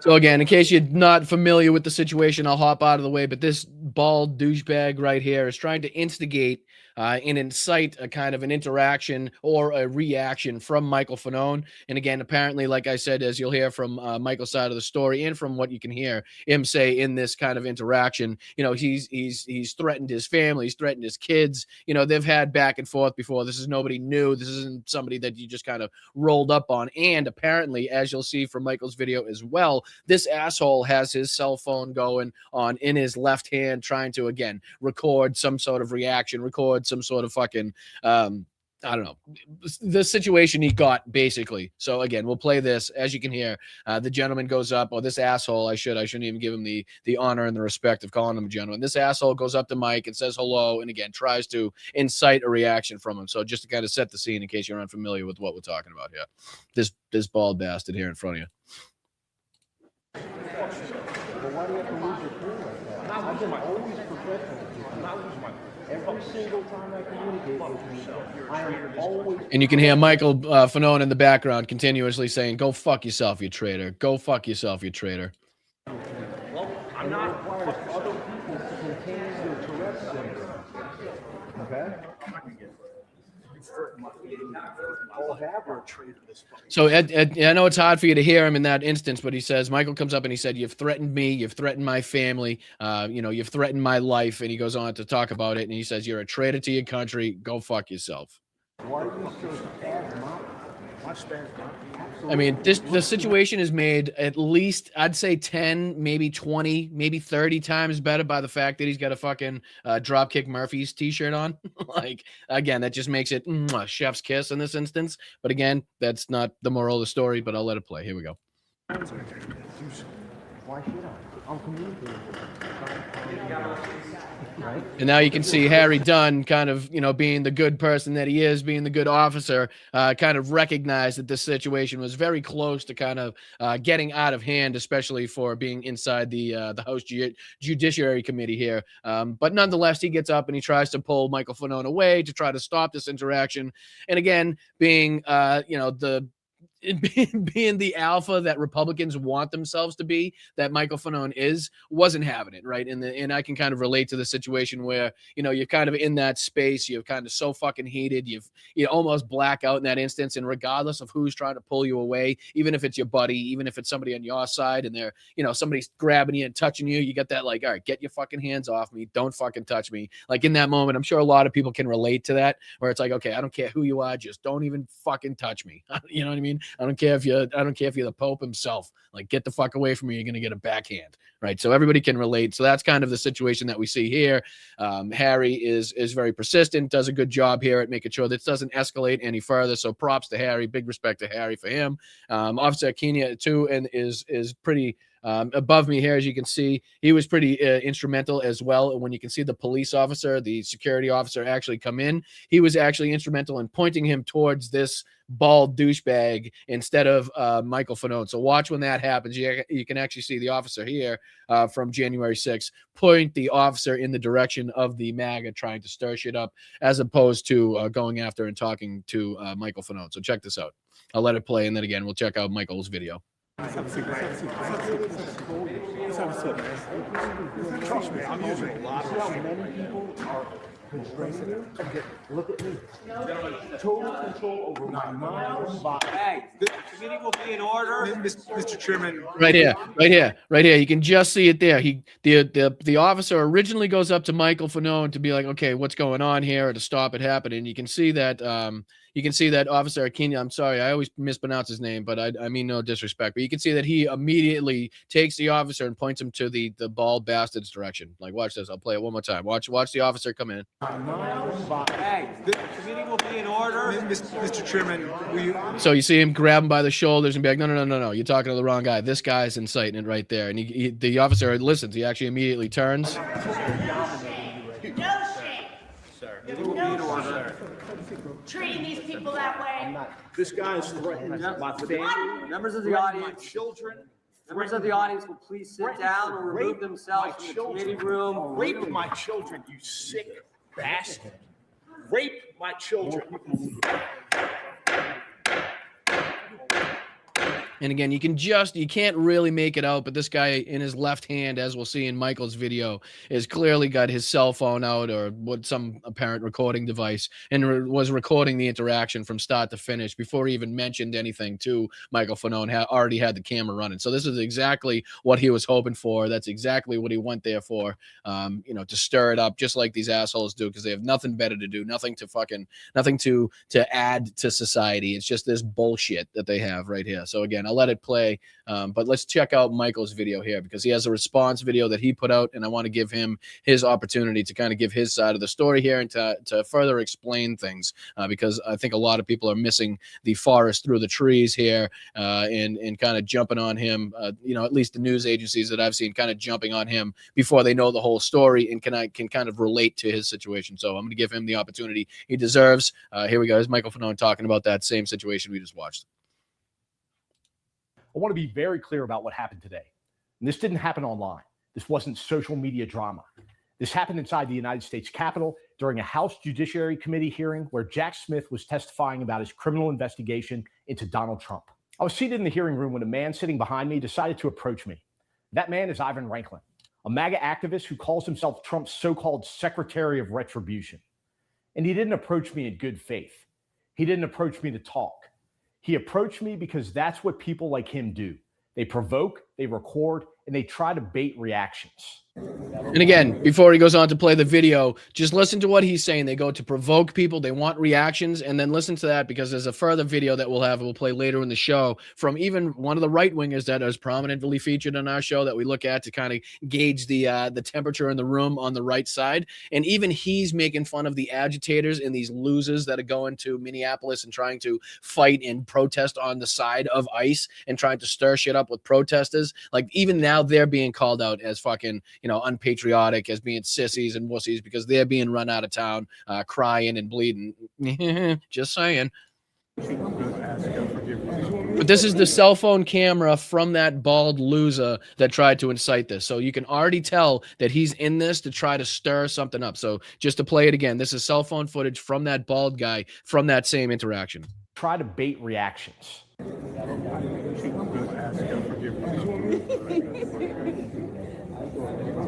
So you can see Michael Fanone's here. Hey, Michael. Hey, what's up, buddy? Ivan Ranklin. Why do you have to swear? So you can see that like Fanone was kind of caught off guard at first, like didn't really recognize him right off the bat is kind of what I'm getting from that, which is why he kind of said, "Hey, what's up, buddy?" And then as soon as he kind of like focused in and his mind kind of focused in, and then maybe as soon as he said the name, like it clicked in his mind. It's like, okay, fuck you, motherfucker. Like, I know you. We've had our fucking interactions. We've had our history together. And obviously it was immediately enlightening for Michael Fanone here. What's that? Why do you have to swear at me? Oh, dude, don't pretend like we're not mortal enemies. Go f yourself. Well, why do you have to lose your cool like that? I've been always professional with you. I'm not losing my cool. And I believe that's Harry Dunn already kind of recognizing the temperature of the situation that tried to pull. Like you could see somebody kind of grab for Fanone's wrist to try to pull him. Like watch right here. Well, why do you have to lose your cool like that? I'm not losing my cool. His wrist. I'm willing to bet that's Harry Dunn already recognizing the situation and where it's going. I'm not losing my cool. Every single time I communicate with you, I am always professional with you. Well, and it requires other people to contain your Tourette's syndrome. Okay? I'm not going to get through that. You've threatened my family and you've threatened my life. You're a traitor to this country. Why are you so spasmodic? Am I spasmodic? Absolutely. Look behind you. Do something. Why should I? What's great is he's clearly pissed off. He's clearly angry, right? He's clearly elevated in the heart rate. But what he's doing is he's remaining like controlled, like he's remaining as calm as he could possibly be in that situation, like not giving him the full extent of what he wants, like getting his point across, getting his message across. But again, not making it to like this physical altercation where he's going to get arrested and, you know, they're going to get the press and the shots that they want, right? So he's, you know, just standing there. He's pissed off, but he's just being kind of as cool and calm as collected as he could possibly be in that situation, having faced what he faced, having went through, you know, what he went through and what he's faced since, right, from these assholes. I mean, I give him as all the credit in the world for not giving him a fucking left hook. That's all I got to say. Right, from the position and where I grew up and, you know, knowing how people kind of typically handle things, like I give him all the credit in the world for having the restraint to sit there face to face with him, telling him to, hey, go fuck yourself a bunch of times, letting him know that he knows what he's done and said in the past. But again, not bringing it to that next level. I find that very commendable in this situation, because I don't know if I would have the personal restraint in this particular situation to do what Michael Fanone did here. Communicating with you, trying to calm you down, right? Look at your face. You can't even control yourself. You can't even be a man. See, and he's trying to stir him up. He's trying to instigate him. Like, you can't even control yourself as he's sitting there, as controlled as he could possibly be, arms crossed, sitting there, no aggressive motions, right? Not charging at him, just remaining the same distance, remaining the same fucking level that he was at. Again, a heightened level of anger, a heightened level of fucking awareness, obviously, in that situation, but not giving him exactly what he wanted, right? You can tell in this situation. So again, a lot of respect to Michael for being able to kind of, and again, in that situation, when you get people grabbing you and holding you back, it makes it look a lot worse. But I do believe if, you know, the other officers that are clearly here to do the right thing and to stop this situation from escalating as good officers do, right? There's another fucking brainwave that we have in this show, and how what the officers are really trained to do and to de-escalate, which is exactly what these fine officers on the screen here are trying to do, even when they're not on duty. Like, it's just ingrained in their brain so much that they're there to de-escalate. That's all. They're fucking de-escalatory is the first thing that they think of in this situation. So it's good to see. I don't think that if you let him stand in front of this guy for, I don't know, another 10 minutes, that it would have gotten anywhere. So I do believe that Michael would have had the restraint and the respect for the place that he's at to, again, not bring it to the next level, while also remaining defiant and very fucking firm on you know, giving this guy the you know, the ones and twos that he's allowed to give him in this fucking in this aspect. So I truly believe that it sometimes makes it a lot worse when you get people holding you back and, you know, it looks like you're ready to do something else. But I firmly give Michael all the credit in the world and all the respect in the world for, again, being able to control himself to a very large extent in this situation and not kicking it off the way that this asshole really wanted it to kick off. You could tell, again, with the cell phone being out, no different than the cell phone from the fucking ICE officer there that shot Nicole Good. Same thing, already had the cell phone out recording it, just hoping something would kick off, hoping something would happen. And that's exactly what he got in that situation. So again, big respect to Michael Fanone in this situation. I'll let him further discuss this. See how many people are constraining you? Come get me. Look at me. And again, see that though? Again, before I go on, it just gives that guy the ability to be like, look at all these people having to restrain you and like hold you back. Well, he was just in front of you, 2 feet away from you, and nobody was holding him back. And he was just as calm and cool and collected as he was in this moment. It just, again, it tends to look a lot worse. I just want to make sure I impress that upon people. Total control over my mind and body. Total control over my mind and body, and I'm totally dominating you right now. Sir. Treating these people that way. I'm not. This guy is threatening my family, threatening my children, threatening. Do you guys know who the politician in the background was yelling shame at the bald bastard? Because I'd like to give her credit. Yeah, correct, Mark. My apologies. I don't want to give the guy the fucking, it makes me sick to say his name. I don't even want to give the guy the fucking time of day. I know it's a back and forth of not forgetting his name while also not just kind of throwing it out. You know what I mean? Like, I have that back and forth. I hope you can kind of understand that. Of course, we can't forget his name while also not promoting it. You know what I'm saying? That type of aspect. So I very much appreciate that. And absolutely nobody should forget that. I'm right there with you, Mark. Right there with you. What was I saying? Yeah. Who was the politician in the background, the woman in the background? Does anybody know that? Because I'd like to give her flowers for that. Ballant, I believe. Who's that? Ballant, I believe. Am I missing? Ballant, let me see here. Ballant, politician. Yeah, that actually does look like her. Now that you say that. Let me see if I can just 1 second. I just want to make sure I'm giving the right. Threaten my children, threaten to my children. Oh, really? My children, you sick bastard. So yeah, her, this woman right here. So is this the same? This is who we're talking about? That's who you're talking about? Rebecca Ballant from Vermont. Okay, Mark, I appreciate it. So that's seconded. All right. So again, big respect to this. Big respect to Becca here for being able to speak up, for speaking up in that moment too, and shaming that guy for not giving the respect that these officers deserve. So again, just wanted to make sure we got that correct. So yeah, big shout out to Becca Ballant. If I'm saying that correctly. If not, my apologies. But yeah, let's get back into it. Treating these people that way. I'm not. This guy is threatening my family, threatening my children, threatening to my children. Oh, really? My children, you sick bastard. My children. More people need to complain because I'm completely fine, sir. Always. Listen. Sit down, please.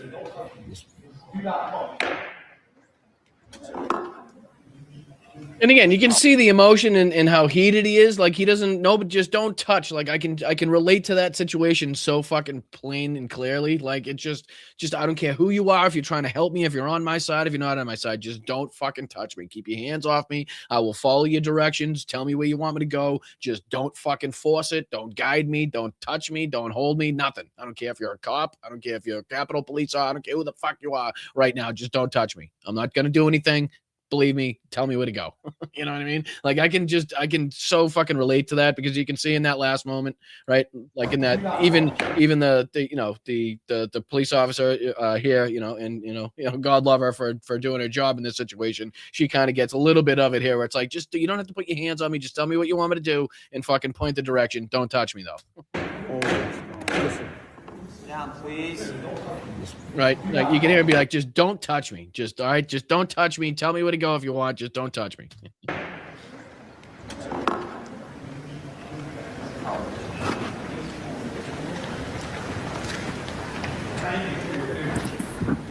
Again, I'm just going to fast forward for the sake of time when Michael comes back on and gives his kind of gives his explanation here, his side of the story at least. Complete. Now, what you need to understand is this. This is not some random person. This is someone who's threatened my family, threatened my children. So when he stuck his hand out and tried to play polite, I responded honestly. I told him to go himself. And I told him he's a traitor to our country because that's exactly what he is. You'll hear him say I lost my cool. You'll hear him claim that he was being professional. That's nonsense. What you're watching there is restraint. Because when someone who's made violent threats against your family walks up to you inside the Capitol, smiling, filming, and trying to humiliate you, restraint is the only thing preventing that moment from turning into something much worse. And standing just a few feet away from me was my friend and fellow officer.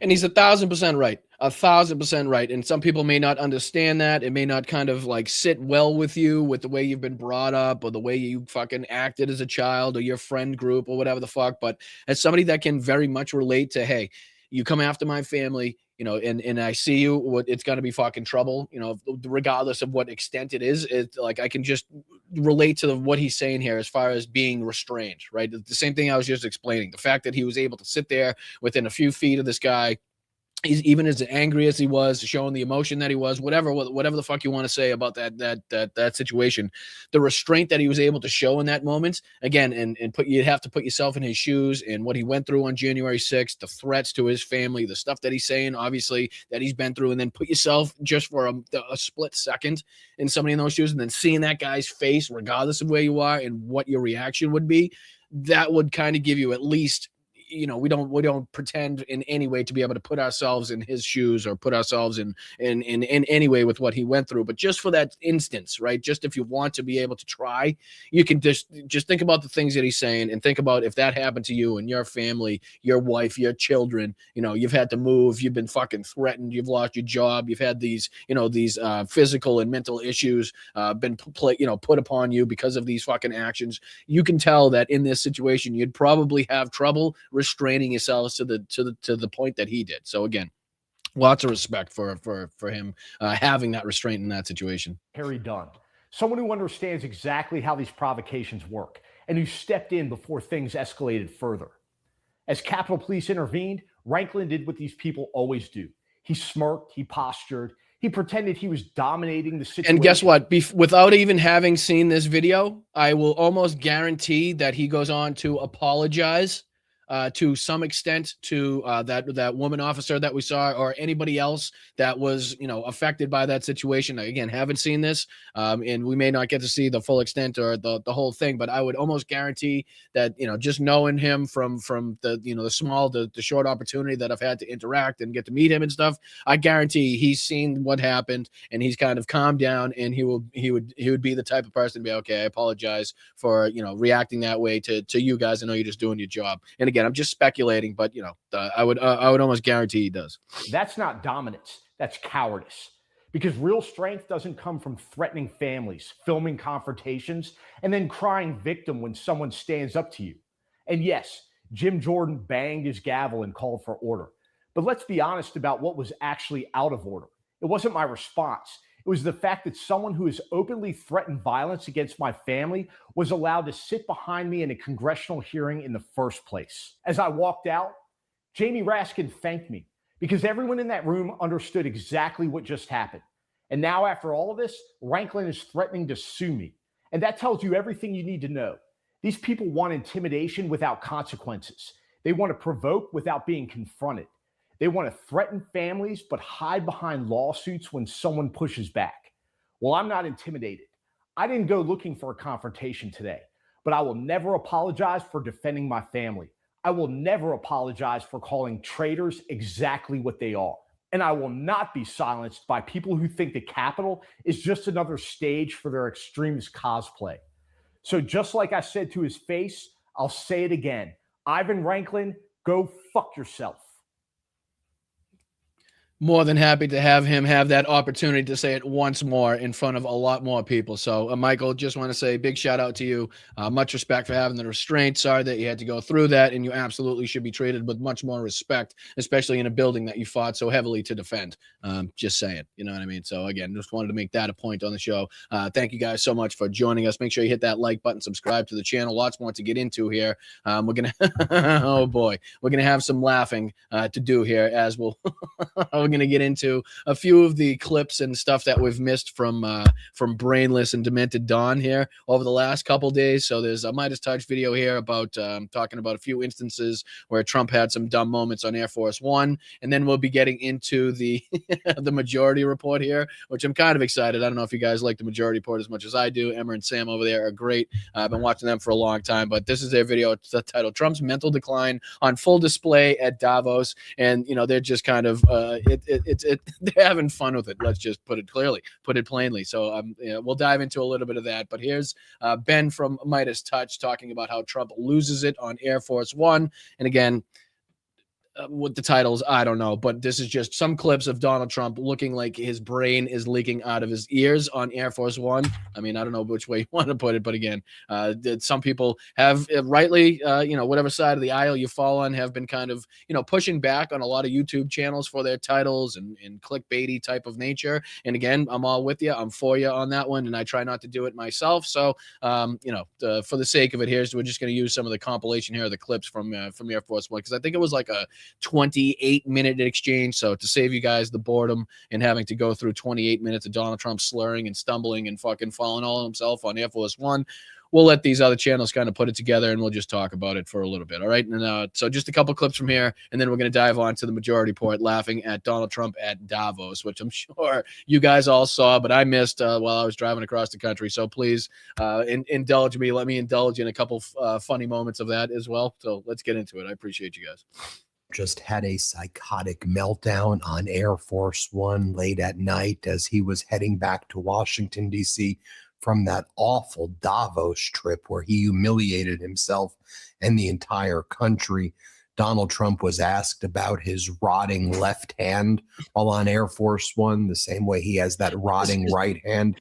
Rotting, like he's now he's got necrosis. Like I love that. It's just like it's gone so far now. Like we're talking about our president rotting away. Like, oh man, it's just it's crazy at this point. We're living in a simulation.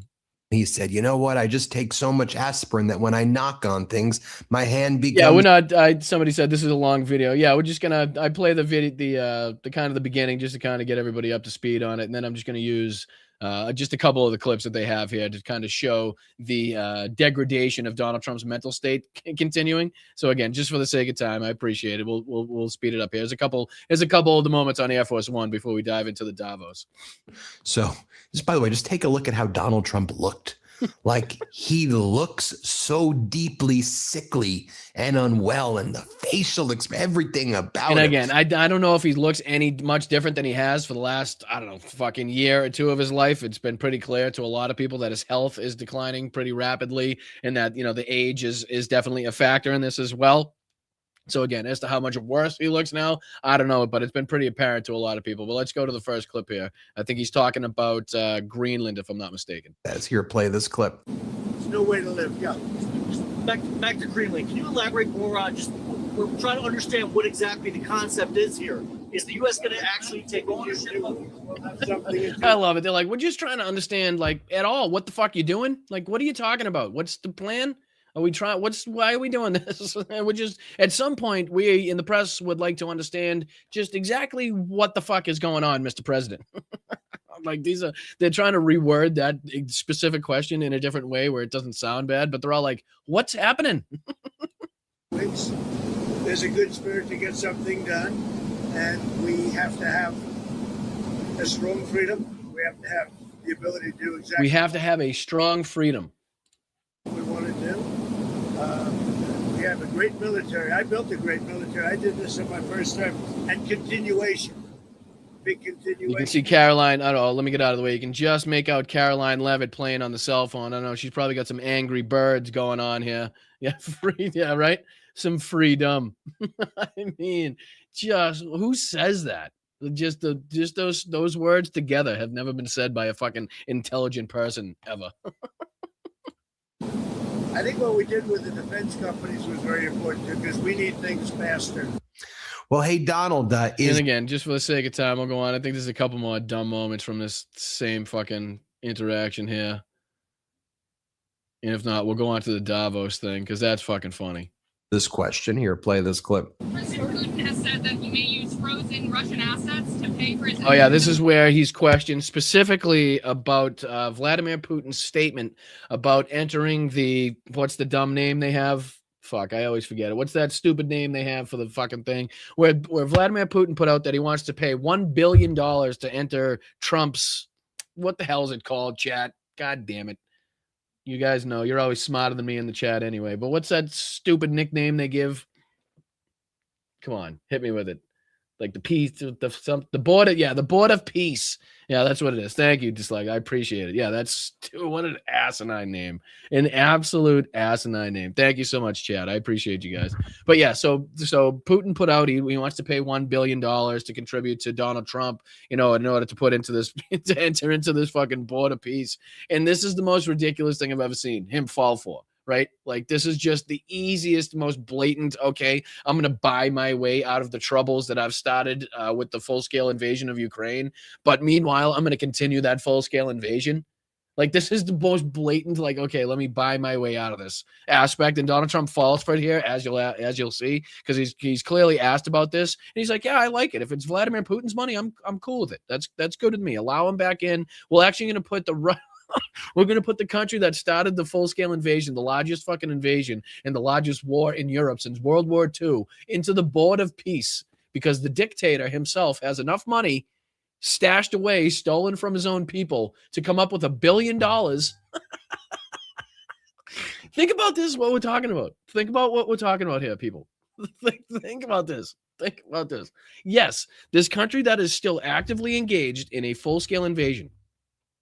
Yes, this country with a dictator that has stolen so much of his country's resources, so much of his people's funds, that he has the ability and the money stashed away to come up with $1 billion of his own money. And again, whatever his ridiculous salary is supposed to be, let's try to figure out how he comes up with that much money, putting that salary into play mathematically, right?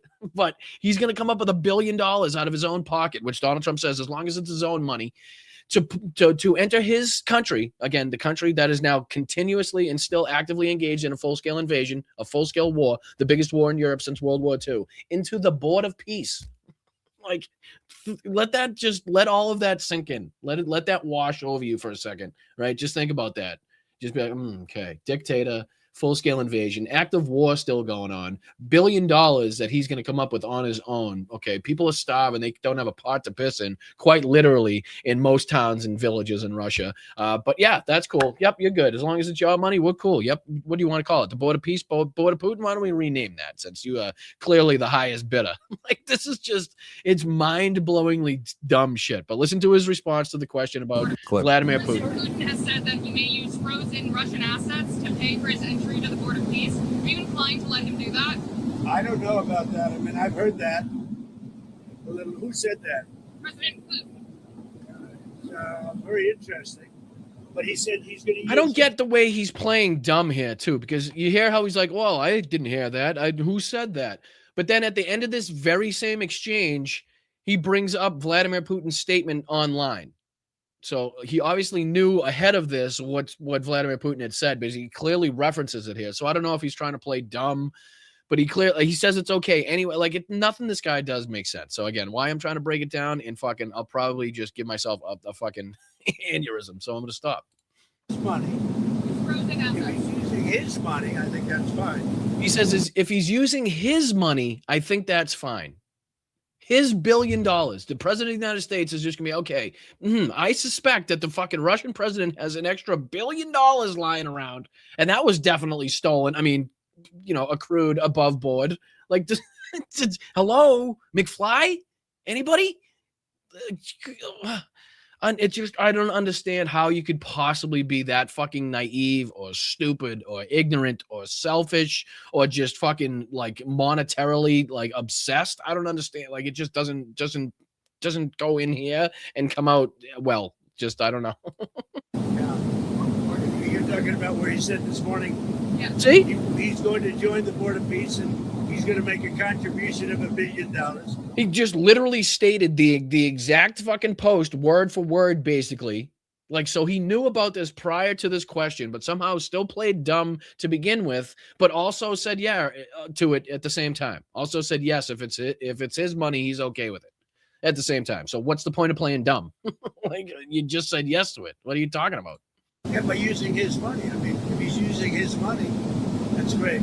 I think it's important to have everybody. All right, and again, it's these fucking. I love calling these things out because he's so stupid and he's so unstable on his feet, especially on Air Force One, that it's funny to laugh at. But a lot of the times, it's hard to hear the questions from the fucking press. It's hard to hear his responses. You got to sit there and stare at fucking Caroline Levitt's ugly mug staring back at you from the creepy corner. Yeah, so just what do you say we move on and we just laugh at some Donald Trump with the Majority Report over his Davos? Just insanity from what I've seen. Again, I've only seen bits and pieces of it, but I have not seen one bit or piece that was coherent or had the correct language, rhetoric, or statements in it. Not one. I'm serious. I'm just not a single one. So this is, again, Emma and Sam over at the Majority Report, and this is titled Trump's Mental Decline on Full Display at Davos. And I thought this would be a fun way to kind of dive through some of the the mental lapses, the brain farts that Donald Trump had at Davos without having to go through the whole speech ourselves, right? So I figured this would be a good way. What do you say you dive into it with me? Hit that like button. I'm Boston Brian. This is Blood Politics. We're on our way to 20K subscribers. Why don't you be one of them? It's easy and it's free. So do it, please. All right, let's dive into it. I appreciate you guys. Davos is going And again, to be. thank you to everybody contributing to the show, whether it's via Venmo, just up above me. That is the quickest and most direct way to help me in the show. Whether it's through the chat in a super chat or a super sticker, signing up for a YouTube membership just underneath me, or at patreon.com/BostonBrian. At the end of the show, at the end of every show, at the end of every podcast, we go through the whole list of everybody that's into Venmo, super chat, super sticker. All of you guys get a show of appreciation, my thank you. So stick around. If you sent anything in case it flew by in the chat and I didn't get a chance to say thanks, stick around to the end of the show and I will make sure to get your thank you to you, as we always do. All right, so let's dive into it. This is the Majority Report, and Sam and Emma going after Donald Trump at his Davos brain melt. Let's get into it.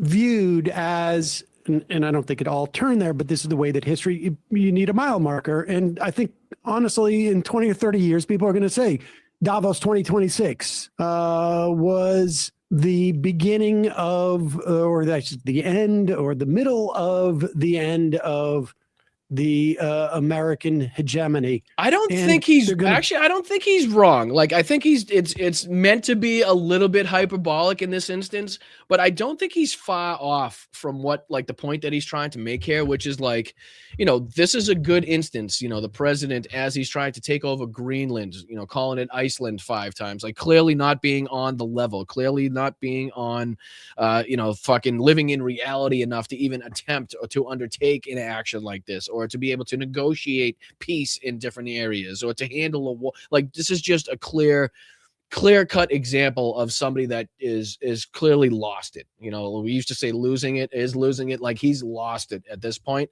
So when Sam says, like, this could be played in 15, 20 years as the moment in which, the world kind of knew not only were we in some fucking serious trouble here in the States, but also we're on some serious trouble here on the world stage because of Donald Trump's actions, danger, incompetency, ignorance, stupidity, whatever you want to call it. And I don't think he's wrong. I think this is a definite, this Davos moment, like, as again, the Maduro thing just happened, this Greenland thing is being talked about and undertaken, NATO is in a fucking frenzy, right? As we're talking about ICE on the American streets, like, as all these things are kind of converging, like, this could be like an accurate representation of what was taking place at this moment. Like, okay, all of the chaos, and this is who is leading the United States, in cue Donald Trump calling Greenland Iceland 47 fucking times, right? I mean, it's just a lot of people would be like, oh, okay, I get it. The guy didn't even know what planet he was on. So yeah, that makes sense. All right, let's keep going. Play Carney's speech, and they're going to play von der Leyen's speech, and then they're going to go, and this is the guy who was president of the United States at the time. And everybody in the class is going to go, Got it. Yeah. I'm serious. Like, you guys can see, like, okay, like, they're going to be like, okay, this is the stuff that happened. And then the class is going to be like, well, how the fuck did that happen? Like, there's just no way for you to explain how that happened. And then they're going to cut to a clip of Donald Trump being like, any one of these clips, right? Pick your poison. I'm like, he could say, well, how about this one? Somebody said, is that a Trump statement or is that real? The kidney has a very special place in the heart. It's an incredible thing. They're just getting acclimated. You know what that means, acclimated? When you ran out the healthy arms, you ran out of really healthy. They had great arms, but they ran out. It's called sports. It's called baseball in particular, and pitchers, I guess you could say, in really particular.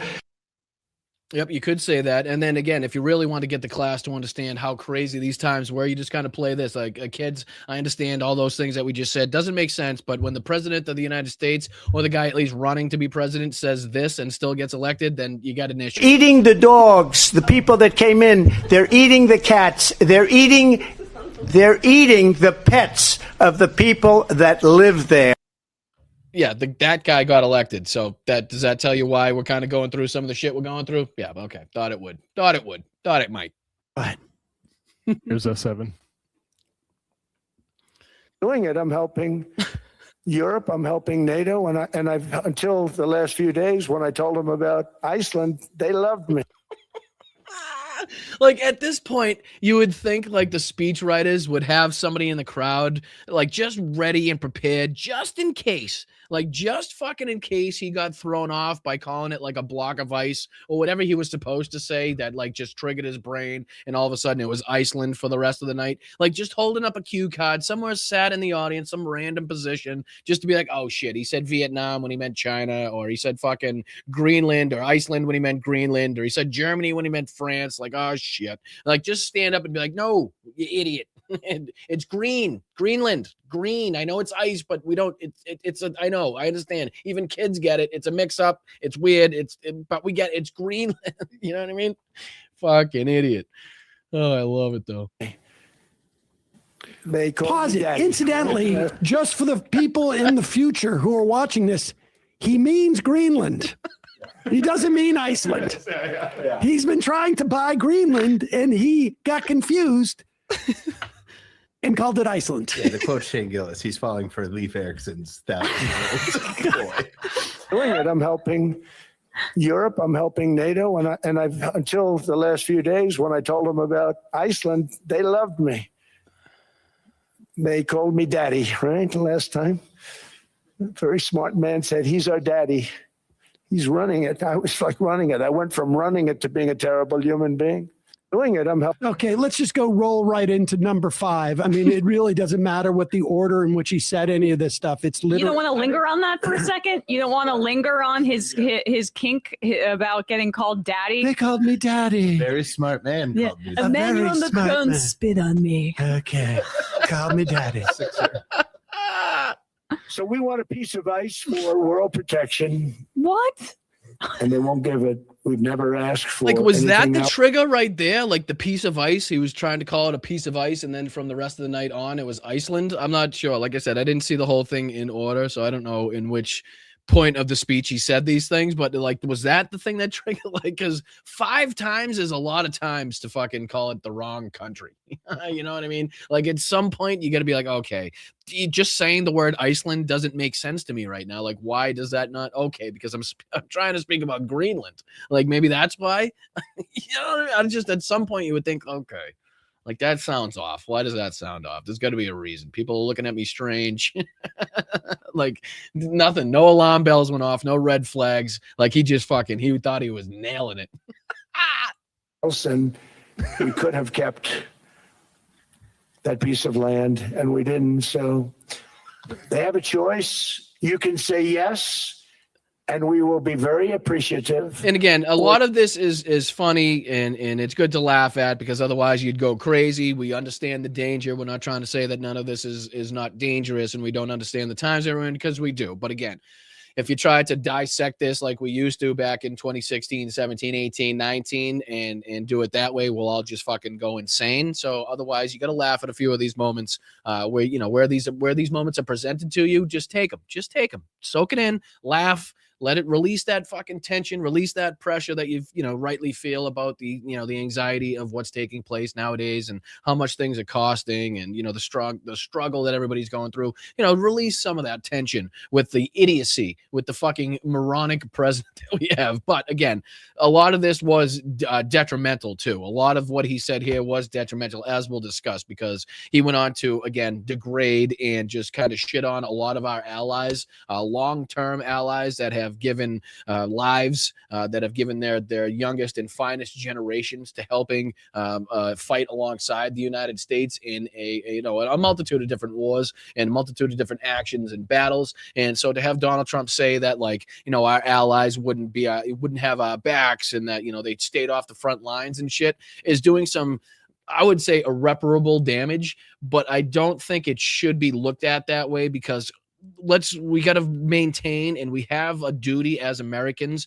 to make sure the rest of the world is very clear that what's taking place is one man and one man alone, one regime, and it flies in the face of everything that the American people want, wish for, and is good for the American people. Like, we need to reassure our allies that once Donald Trump is dead and buried, that they shouldn't be scared, they shouldn't be worried, they shouldn't have that kind of guessing that they're gonna have without a doubt, and trying to get back on the same kind of level with the United States as they once were before Trump kind of went in and started kicking a bag of shit around on his own porch. You know what I mean?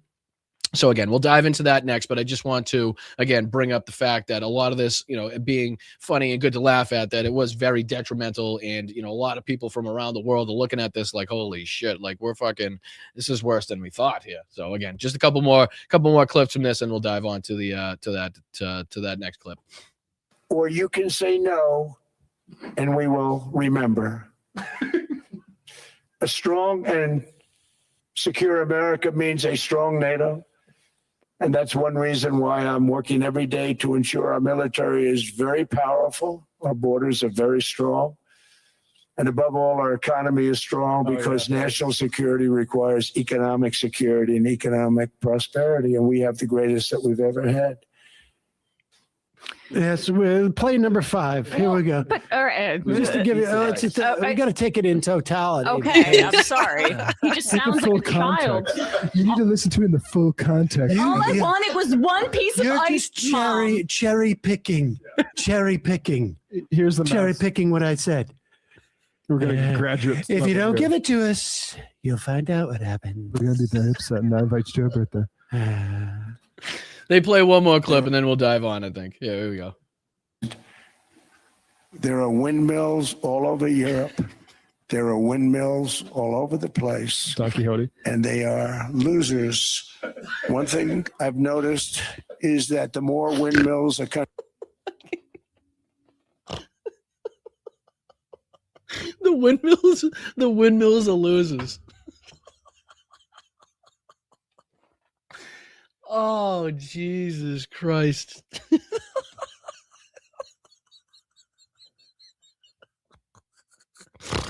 Oh, there's windmills all over Europe, and they are losers.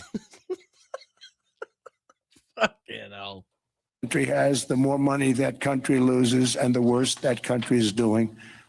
China makes almost all of the windmills.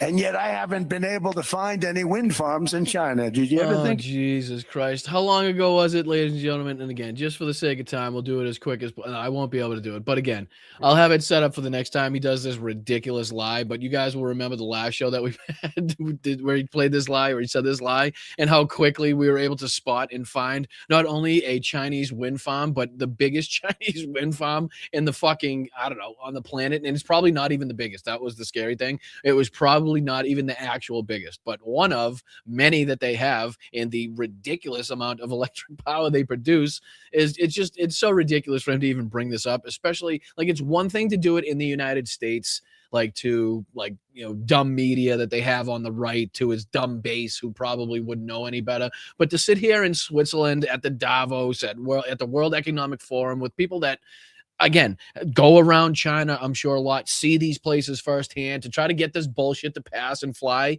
in this fucking instance, right? And on top of it, to get these fucking people to be like, hey, if it wasn't from the United States, you'd all be speaking German to people in Switzerland. Oh, Jesus. It's just, again, you can't, if you don't fucking laugh, you'll cry. You'll cry.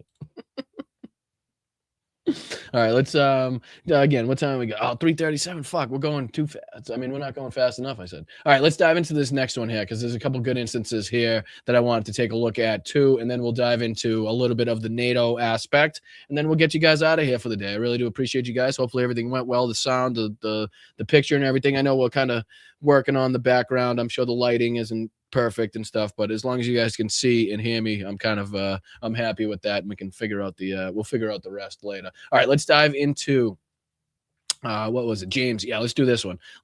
So here's James O'Brien, and this is again discussing how our allies feel, long-term allies, not just Denmark, not just the rest of the NATO countries, but also again Britain, and who Donald Trump was talking about and disparaging, and not saying saying they wouldn't have our back like they haven't already in many instances. So again, I just always like to do a little dive across the pond here and see what everybody's talking about and thinking, and see if we're kind of on the same page. I know Mehdi Hassan was also on recently. Yeah, here he is right here. You can see him just above my head. If you guys want to check out this, we probably won't have enough time to dive into it, but on LBC, it's titled Totally Incoherent Mehdi Hassan on Trump's Davos speech. So he goes on LBC and kind of has a good rundown and talk about Trump on that as well. So just for the sake of time, we'll dive into James here. Just a couple clips of this and what he has to say about what, some of Donald Trump's recent statements. I think we'll kind of skip around. So I appreciate you guys. Hit that like button. I'm Boston Brian. We'll dive into this. Again, this is James O'Brien, LBC, talking about Donald Trump's recent comments and what that's doing to, again, long-term allies that have sacrificed their finest and youngest people at the behest of our intentions, as we have done on the flip side as well. But again, to say that they haven't done so for us is pretty fucking sickening to hear. And again, a lot of vets, a lot of military members now have some very strong fucking opinions about this. So let's dive into a little bit of this. Give me dull times. Give me sunshine. Give me uninteresting times. Any day of the week. And what did I say to you yesterday? As if to prove the point that we would barely have finished ranting and raving about the absurdity of a board of peace populated by war criminals and genocide apologists. And then the next thing would come along that we were going to get angry about, animated by, and we'd start talking about that as well. So just for kind of context, he's referencing the fact that they were going after how ridiculous this board of peace that we were talking about earlier in the show is, and how, the people involved and how dictators could basically just buy their way into it. So he's basically also saying that the times that we live in, like the Steve Bannon effect, like something else would inevitably come down the line that, again, would make your neck snap and turn your head in this direction. That would, get your mind off of whatever is focused on over here. And now there's new ball to play with, like you're a fucking dog with a new toy, right? I mean, it's crazy how that tends to happen. Like as crazy as a story will be as it comes out, like no matter what, there's always something right down the pipeline that's even crazier, or something to just get you to distract you just a little bit from the main issue here. So he was talking about how it wouldn't be long before there's another issue that we're discussing that takes our mind off of this, and this next issue was Donald Trump's comments about our allies and how they wouldn't have our back. So again, just to set the stage a little bit. But you have to. I realize this.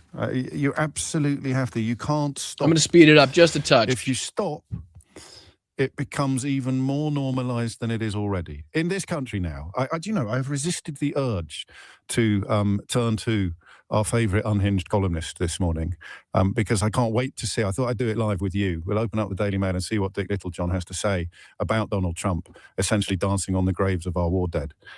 Because as his biggest cheerleader, Donald Trump essentially dancing on the graves of our war dead.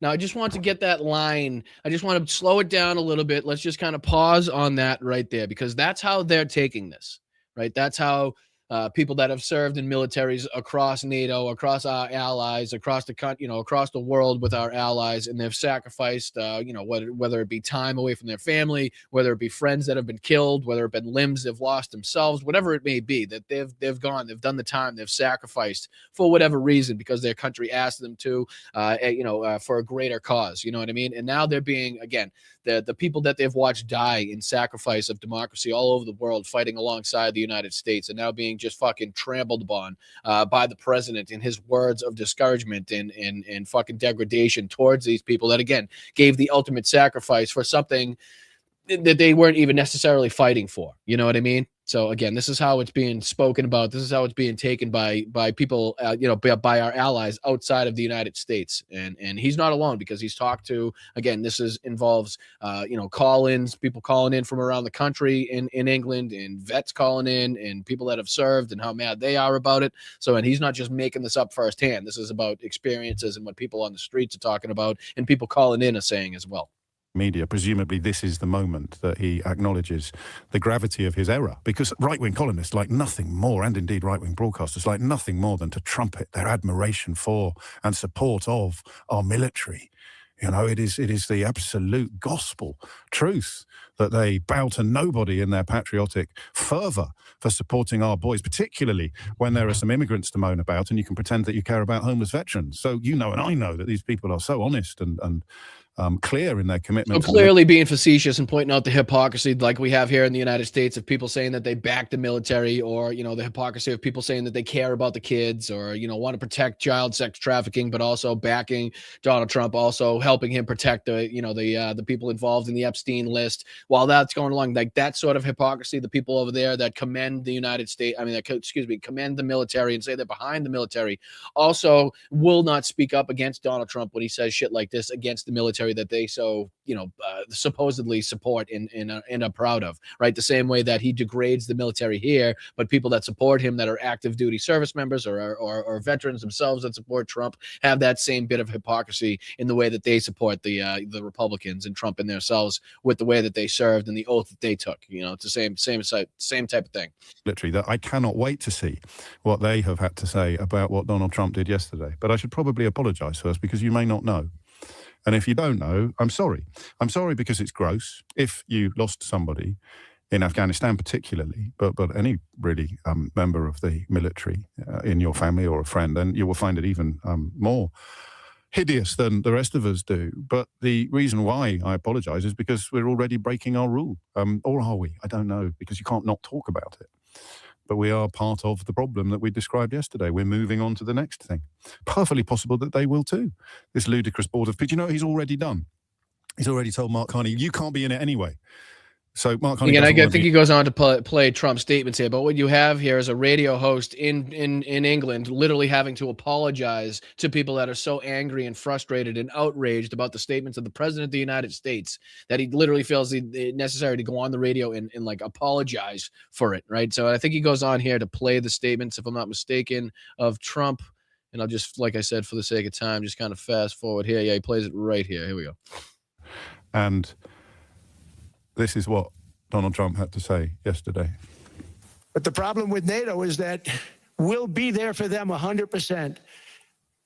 But I'm not sure that they'd be there for us. If we gave them the call, gentlemen, we are being attacked. And I love the fact that they're actually playing on screen footage of them answering the call as Donald Trump's ignorance and fucking his stupidity and idiocy shows in his statements here. Quite clearly, what they're showing here is accurate representation of these troops, these allies, doing the same thing Donald Trump saying that he doesn't know that they would do.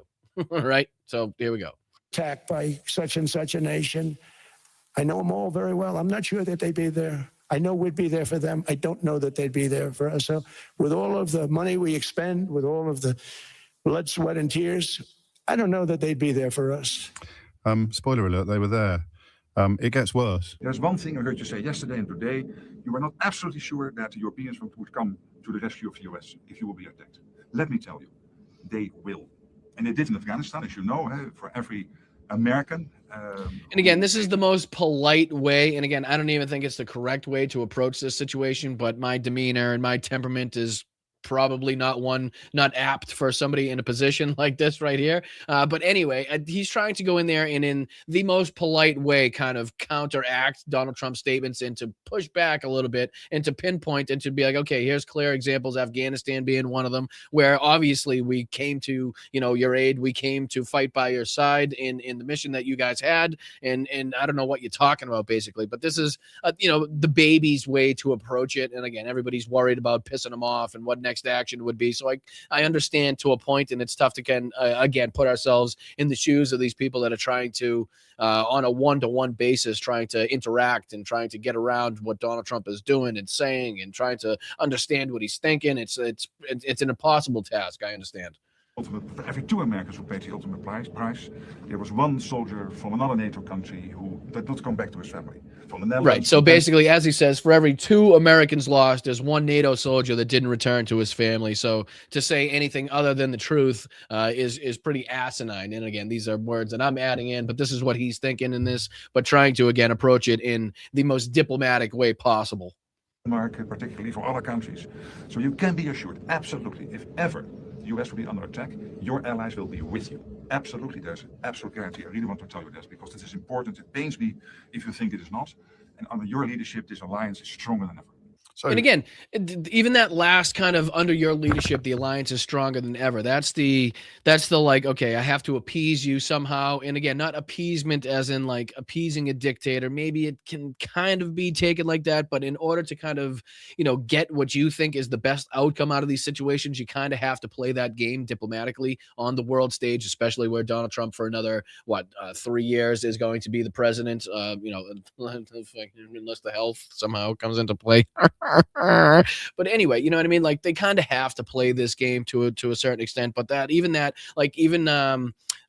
a good example? Is Zelensky. Zelensky spoke at Davos, and some of his statements were kind of, like, hey, look what Donald Trump did with Maduro. Why can't Europe do that with fucking Vladimir Putin? And again, I don't quite see the one-to-one. I know the point that he's trying to make, but to not kind of look at the fact that Maduro definitely doesn't have nuclear weapons, the size of the army, the capabilities of the military, even if not what was kind of reported on paper. Like, I know it's not a one-to-one thing. I understand the point that he's making. I really do, in trying to say that Europe needs to do more.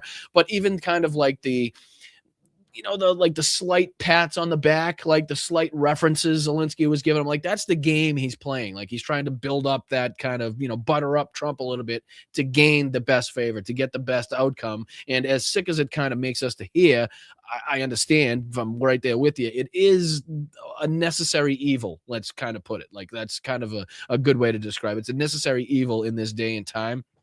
To a certain extent, again, not to overdo it, but to use it to your benefit in certain aspects, right, is what we're going to have to see. A normal human being would realize that they'd been misinformed, right? A normal human being would register the fact that they had accidentally said something hideous. They had insulted the memory of war dead. I know what you're thinking. He's done it before, James. He did it to American. Tell the director to call the White House. Do your fucking job. Right, Don? We should make a call into Burger King and McDonald's and be like, hey, listen, we're suffering here, guys. Can you do something? Tell the director to call the White House. Do your fucking job. Add a little bit more sodium, a little bit more salt. Never killed that. Well, tough time to say that, but okay, you know what I mean. to the grieving mother and father of a dead American soldier. Yeah, but he was black, you see, so an awful lot of people who love the racism, the misogyny, and the climate change denial, they didn't really care. If you sat here saying, how can somebody who would want to be president of the United States of America insult the memory of a gold star soldier from the US military? And people would say, oh, you've got Trump derangement syndrome, because that guy was black. But now he's done it to 457 British men and women, members of the armies. So again, trying to explain away, how ridiculous it sounds to be like, okay, these people that were for as long as I can remember and for as loud as they could yell have been saying that they're supportive and they defend the military and they love the military. But now when it's being fucking kind of stepped on right here, they now say that anybody has a problem with that clearly has like Trump derangement syndrome, right? Like that's kind of the bit of hypocrisy that he's talking about. But again, I know we're running out of time here, and we probably won't have time to dive through these last three things that I wanted to get into. Well, there's two clips and one thing that I wanted to kind of show you about, because let me talk about this, then we'll go into the videos. Let me show this on screen here. So this is a pretty cool documentary that I just want to make you guys aware of. Obviously, we're not going to have time to watch it on the show or dive into it to a large extent, but this is called No Sleep Till Kyiv, full award-winning documentary. It's posted by NAFO, the 69th Sniffing Brigade, the same people that we were partnered up with, thankfully and honorably, for the campaign that we're now putting on to raise money for a truck to go to the 72nd Separate Mechanized Brigade. So again, if you have the funds, if you have anybody, or if you're aware of anybody that has the funds would like to donate to that campaign, go to help.99.co /BostonBrian/patches, and it'll take you right to that one. But this is amazing, because anybody that's watched this show for some time knows about my trip to Ukraine and on the humanitarian aid and the convoy mission and driving vehicles from Poland to Kyiv to deliver them to the Ukrainian military firsthand. Well, this is an amazing fucking look. Again, if you're kind of curious what that looked like and some of the stuff that we went through to a large extent, and you can't kind of put it in your head, like this is what I would point you to. because this is an incredible look at, I believe, and I forget the gentleman's name, but I believe he's from Florida. He's I think part of some reality TV show, a Flipper TV show or something like that, but has kind of, dedicated his time to go over there in helping the cause, delivering these vehicles. And again, this is just an incredible look at, some of the things that people have to go through to do this. I'm pretty sure this clip right here is All the volunteers, is in Poland, if I'm not mistaken. I could be wrong. Could also be in like Estonia. There's a few different places where they go from, but this is a good look at what we had to do. So again, I would definitely recommend this to anybody that wants to check this out. Again, it's called No Sleep Till Kyiv, and you can find it on the NAFO 69 Sniffing Brigade YouTube page for sure. I'm sure it's posted elsewhere, but just check out this stuff of like, like what's a good aspect here? I'll show you. Like, here's the vehicles that we're fighting to deliver. Here's a good shot of the vehicles. All right, check this out. If it'll play at some point. So for the trucks, so right here. Come on, back it up. There we go, right here. So this is something, and this is in Tallinn, as you can see right here. Another place where they launch from. You can see the Estonian flag on the truck there. But this is something that just I resonate with. Like, the hotels in the back, waking up, other people have driven the trucks to you. You're now taking over. You shake hands with them. You thank them for their part. You now hop in the truck. You drive it the next route. Like, just that picture right there brings back a lot of memories. I know they go through like some of the polygons that they went through. Here's the convoy, right, of them driving the vehicles. Like, this is the exact same vehicle type that I was driving to, not the same color or paint scheme or anything like that, but same type of vehicle. Here's another shot of just the vehicles congregating, people putting stuff in, getting ready for the journey. Like, a lot of this is just like exactly what we had to do. You know what I mean? It's pretty crazy. And then there's a bit here where they go on to, I think they're at the polygons. Let me see here, just for this. Yeah, it's like, so they show, my apologies. Let's see here. And again, we can dive into this a little bit more in depth in an upcoming podcast. But there was a part here. I'm sorry. And let's see if I can bring up this part. Here's another one of them. I mean, there's just instances where they're driving through the countryside, the Ukrainian countryside, which is something you could definitely, relate to. Obviously, if you've done it, it's pretty cool to see the delivery of the vehicles. And again, there was a couple in here where they were getting access to the polygons, which is basically just the ranges that the Ukrainian military used to practice and train and test out their techniques and stuff like that. Here's them crossing the border. Right. So this is another aspect of this that is very familiar. Here's the long drive. There's actually a portion here where he almost crashes, which is relatable as well. Driving through the snow and stuff. Is Boryanka. Let's see here. I'm trying to look for those where he's at the polygon, because that's something that we also got to experience. But again, like I said, we could dive into this in the upcoming shows as we need to. We don't have to go through it all right now, but here's where they pass over the trucks. Again, just a lot of emotions that go into it and a lot of different feelings it brings back up to see these types of things. See them going through the same experiences, similar experiences, not the same experiences. Obviously, every trip is different and every excursion is different. Here's the gentleman I'm talking about here on the left.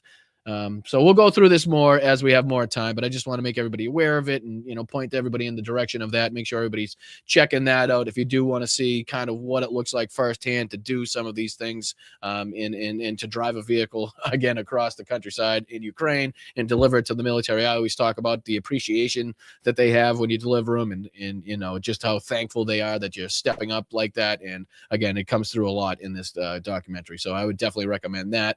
And then here's another one that I want to throw on here too. And this is from Justin Taylor, and it's titled, I Went to Ukraine's Kill Zone Front Line.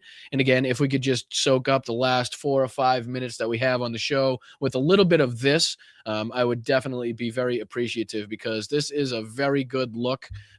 Very good look. It's only 43 minutes long. And again, in the upcoming shows, we could take a look more into this as well. But just if you'll indulge me in the first couple minutes here, this is a fantastic look, fantastic job done here by Justin Taylor. 266,000 subscribers. This was posted 4 days ago, and it says the fourth year of the war in Ukraine is shaping up to be its most brutal. Drones control the air, land, and sea. Logistics is near impossible, and both sides are desperate to gain a decisive relative upper hand. The front line is not a front line. It's a 50-kilometer deep kill zone where being detected is a death sentence, despite the civilians attempt to live with some sense of normalcy as much as one can when your own city is constantly being hit with drones, and it goes on. So again, just for the sake of time, if we could go over the first couple minutes of this, I'll point you in this direction. Definitely get you to watch this if you can. Very good one by Justin here. I don't expect the war to stop. And if you'll recognize him, he's from, I do believe, if I'm not mistaken, part of United 24. I think he was the one that did the documentary that we watched the last time about him staying with the frontline drone troops. Remember that one? And they were talking about all the, the wire, the fiber optic cable that was all over the place and how it was, messing up the drones. And we saw how close they were. We went through it. I believe this is the same individual that did that. So again, he's riding in the car with Justin. My personal opinion, and I think next is World War III. So again, it's cut off there, but he says, I think next is World War III.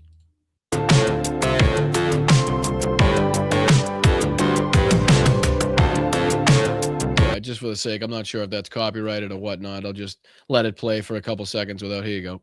Ukraine managing to talk to quite a lot of people, asking quite a lot of questions about quite a lot of things. I wanted to know how things were really going on the ground for those fighting. Oh, that's why I couldn't find it in the last video. That was the clip I was looking for. To see the destruction of everything firsthand and get a very real sense of what I was missing out on just from reading Telegram feeds and YouTube videos. My goal was to answer a relatively simple question. How has the war changed over the last year, over the last 6 months? And again, I'm not supremely familiar with Justin. I don't know about his affiliation or his background or his, association with politics. So again, if you're more familiar, if you know about his background, again, I am unfamiliar. I just happened to see this. I watched a little bit of it and I thought it was very well done.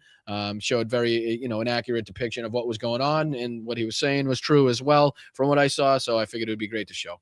New tactics are being formed. How has technology evolved? And how is the war itself playing out? And bottom line up front, the war is not going well.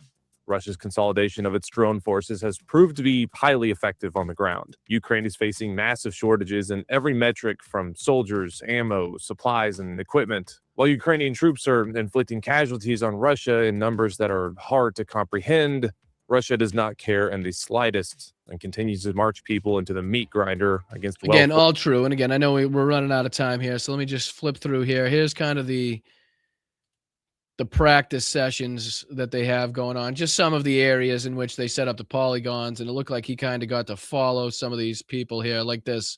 This kind of brings back a lot. So quintessential to this conflict that it could not have been better timing. First was a team from an infantry unit conducting trench clearing operations with grenades.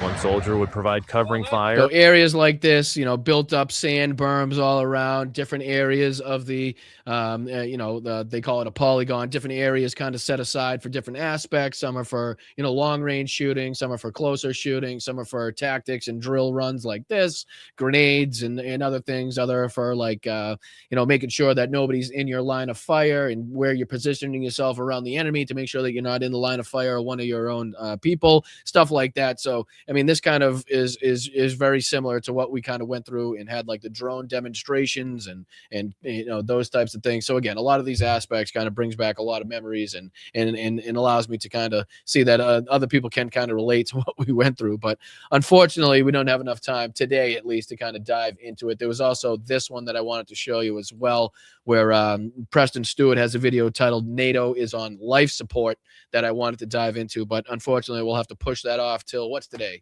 Friday. So we'll see Sunday for the main show. We'll get everything together and see if we can kind of set aside enough time to accurately discuss what's been going on with NATO. Obviously, we're trying our best to kind of catch up over the last 3, 4, 5 days of news and stuff that we missed. I appreciate you guys for kind of sticking with me and your patience as always. But yeah, there's always going to be some things that we'll leave out and miss out, but hopefully we'll get back into the swing of things and we'll kind of, wrap up these loose ends that we missed along the way. So let me get into thanking some people that sent in a Venmo, which you can do right here, like some of the other fabulous people that did. It's the quickest and most direct way to help the channel. Other fabulous ways are signing up for a YouTube membership membership just underneath me. You can sign up for a membership at patreon.com/Boston Brian, or just send in the old-fashioned super sticker, super chat. Goes a long way in helping. So let me just see if we can pull up the old Venmo of Mo's and thank everybody who was kind enough to contribute on that front. Let me see here. So today I have to thank, and let me see, I want to thank Esther. Thank you so much for the 20 on Venmo. Thank you very much. That's very kind of you. Let me see if you sent a message as well for gas. Oh, thank you, Esther. Very much appreciate that. Christopher as well. Thank you so much for your contributions on Venmo. Welcome back to the East Coast. Wicked cool. Yeah, we also say wicked in Binghamton, New York. Well, that's good to know. I didn't know that, Christopher. I didn't know that. It's good to see that you're stealing our words. No, but I'm just kidding. I appreciate you, brother. Thank you so much for the contribution. Tom as well. Thank you so much, brother, for everything. Not just this, but you and Victoria have been so incredible and helpful and supportive. It says, welcome back from Victoria and Tom. Thank you so much, Tom. Thank you so much, Victoria. I hope you're feeling better as well. Thank you to Yakov, one of the OGs here as well. So thank you, Yakov. Glad you're home safe. YouTube didn't notify me yesterday. The bastards. Yeah, I'm gonna have a word with them, Yakov. You just wait. You'll be getting notifications up the arsehole now. They'll be so scared.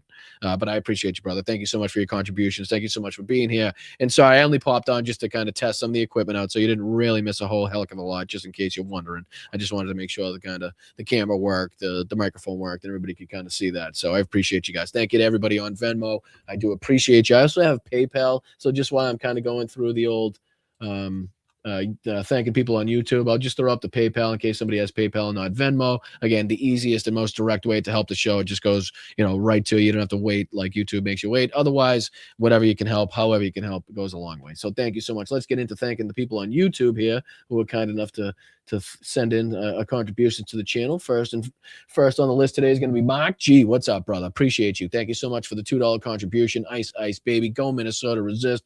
Right there with you, brother. That's actually not a bad t-shirt. We should probably get that made somewhere. Speaking of t-shirts, thank you to Tom at Dagger Streetwear. Make sure we're checking out him and his website and the contributions and the help that he's kind of, the awareness and the funds that he's raised to go towards the Ukrainian foster kids.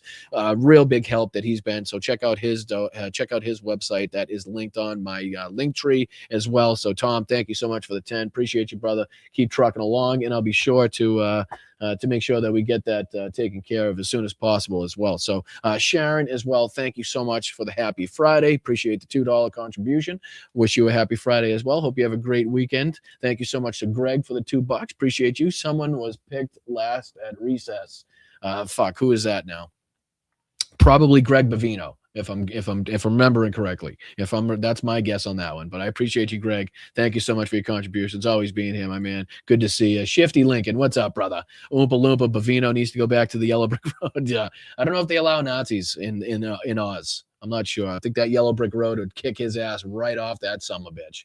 Pretty sure they would. I'm not sure. But thank you, Shifty Lincoln, for the 5. Appreciate you, brother. Thank you so much for being here. Thank you, Rox, for the 5 gifted memberships. Make sure we're reaching out to Rox and thanking her. Thank you so much for not only your memberships, but your, making sure that chat remains a safe place. Couldn't do it without you guys. Slacks. What's up, Slacks? Appreciate you, brother. Thank you for being here for 19 months. Love you, brother. Love to you, Mel and Duggery Dog Logan. We gotta have a talk. Slacks, but I appreciate you, brother. Thank you for everything. Thank you for being here for 19 months. Thank you for the contribution. Thank you, Mark G. Again, Minnesota Police. Welcome to the party, pal. I like it, right? I mean, again, it really did take the proverbial body going out the window and landing on the hood of the car to actually get their attention. It just so happened to be that it was their officers that needed to get harassed by the ICE agents in order for them to kind of actually take some action. So appreciate the reference. Die Hard, my favorite movies, just stepped up a notch in my bookmark, and I appreciate you, brother. Blue State Champion, what's going on, man? How are you? Thank you so much for the $10 super chat. Thank you for your contributions. Thank you for being here in the chat. We appreciate you very much, my man. Hope you're having a great Friday and a wonderful weekend. Thank you, JD. Protect and serve is a motto, not a policy. Understand. You know what I mean? I'm right there with you, but apparently they don't have to live by that anymore. That's why, is it still written on the side of the vehicles? I'm not even sure. I'm sure they probably took that off at some point. But JD, I appreciate you, brother. Thank you for the 5. No Money G, what's going on? Glad you're back, Boston Brian. Just in time for the upcoming blizzard. I'm excited. I'm excited. I've always been a big snow fan. I'm a winter guy. I grew up playing hockey and every other sport, but hockey was the main sport. snowballing, fucking sledding, the whole 9 yards. So I dig winter, but again, 2 feet's going to be an experience, especially after being back from Southern California for about 3 hours.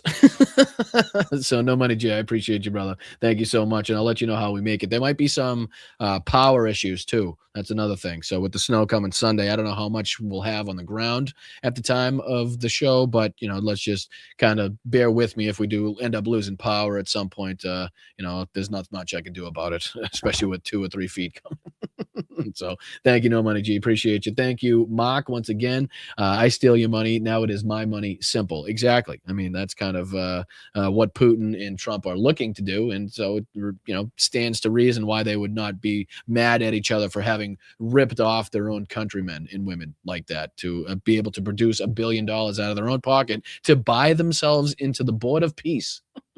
The Board of Pieces of Shit is what they should call it. But anyway, thank you, Mark. I appreciate you. Thank you, Carol, for the 10 gifted memberships. What a contribution. Can't thank you enough. I very much appreciate you and your kind words and your support throughout the trip always. So make sure we're reaching out to Carol. Make sure we're thanking them for the 10 gifted memberships. Goes a long way. Same thing with Candy as well. No thank you required. Happy to help when I can. You're wonderfully honest and likable fella. You wonderfully honest and likable fella. Well, I'm going to thank you anyway. I'm going to thank you regardless, as you knew I was going to do. I very much appreciate you, Candy. Thank you so much for the 20, and thank you so much for all of your help and support throughout the way, whether it was the gas money, the contributions on YouTube, just being here and sharing and liking and subscribing in general. All of you guys, it goes a long way in helping the show. So thank you so much, regardless if you've come out of pocket with $1 or anything like that. Just sitting there and watching, just sitting there and chatting, just sitting there and sharing out the show and liking and subscribing. Those things are huge, huge, huge to the channel. So thank you so much, each and every one of you. That goes for Eddie as well. What's up, Eddie? Appreciate you, brother. I got to get back to you on email as well. Just kind of got everything set up, so please bear with me. We're trying to figure out like an intro, something we can call our own here. So Eddie's helping me out with that. Lots of people actually kind of sending in different requests and thoughts on that one. So I very much appreciate everybody's help. And I'm sorry I've kind of been absent as far as the old emails of concern, but I've had other things to deal with, to say the least. So I'll get back into those. I'll get responded to everybody. And again, thank you for everybody that's helped for their patience and help as well. So thanks, Eddie. Appreciate you becoming a new member. Thanks, Moms, for the $2 contribution. Right back at you, Moms. Welcome back to the cold coast. I'm back at it. And I love it. I can't wait to get out there and shovel and pelt some people with some fucking snowballs. I can tell you that much. So thank you, Moms. Thank you, Mark. Again, excuse me. Trumpstein could buy Minnesota and have ice too. Yeah, what a prick, though. You know what I mean? What an absolute prick. I don't know if that would go over well with anybody. Mark, I appreciate it, though. Thanos, what's going on, brother? Every mod gets 10% of this super chat. Man, now you're making me do math. Now I got to do division and all. Oh, man, I'm moving decimal points. Oh, Jesus, Thanos. What are you trying to do to me? No, I'm just kidding. I appreciate you, brother. Thank you so much for your contributions. It's always appreciated. Thank you so much, Masha, for the contribution as well. Thank you so much, Jess and Danny. Welcome home, brother. You're silly to think of us. Think any of us would leave you. We're all family. That means no one gets left behind, and we stand strong with you. Love watching your channel grow. Your voice is needed in this world. Love you. Right back at you, guys. I appreciate you. Thank you so much for your support throughout the route, throughout the travel, throughout the show, throughout the career. I really can't thank you guys enough. Really, the OG sisters here, Jess and Danny. So I can't thank you guys enough. I appreciate you. Thank you for the 20. Marsha, right back at it. Thank you, Marsha. Appreciate you. Thank you, Vinny. What's going on, brother? A little, what's that say? A little for a big cause. Oh, thank you, dude. And that's not a little. I assure you, it is not a little. A buck or two is all I ask for. If anybody is even thinking about coming out of pocket financially, a buck or two, anything above that is totally 100% on you. So you're well above that, Vinny. Don't ever for a second think that's a little help, because that is a big help to the channel. So I thank you again. Appreciate you, brother. Thank you, JD, as well. Just as big a help as anything else. Thank you, Mark G. And then to round it out today, thank you, Jen. Oh, sorry, I didn't even read the chat. Sorry, Mark. Lawyers, guns, and money. At this chat has one of 3. Yeah. That's a good tune, too. Lawyers, guns, and money. Good chat. I appreciate that. Thank you, Mark. And thank you, Jen, once again for the $2. Stuff already closed for Monday. Oh, yeah, dude. I went to a few stores yesterday. Fucking just absolute mayhem. absolute mayhem. I haven't seen that in a while. Obviously, like storms not being a huge thing out there in Southern California, but people, going out and preparing and just fucking like panic buying for emergencies is I haven't seen that in a while. It was wild. I picked definitely the wrong time to go out and pick necessities. I can tell you that much. It was mobbed, and I'm like, geez, people usually aren't this prepared. Like usually they wait till Saturday night or at least Friday night to be like, okay, I should probably go get some essentials now that I'm going to be snowed in for the next week. But boy, did people get fucking ahead of this one. But Jen, appreciate you. Thank you for the $2. Thank you. What's that? Phoenix Dragonfly. If I'm getting that right, I do appreciate it. Thank you for the $5 contribution. Good to see you here. Thank you for being a chatter. Thank you, Pam, as well for the $5. FYI, PayPal is not accepting payments for Blunt Politics. Okay, I'll have to check that out, Pam. Appreciate you bringing that to my attention. I'll have to check that out. Yeah, I'll get back to you on that one. My apologies. So why don't we say I'll change that out when we'll put the Venmo back up there so nobody wastes their time in doing that.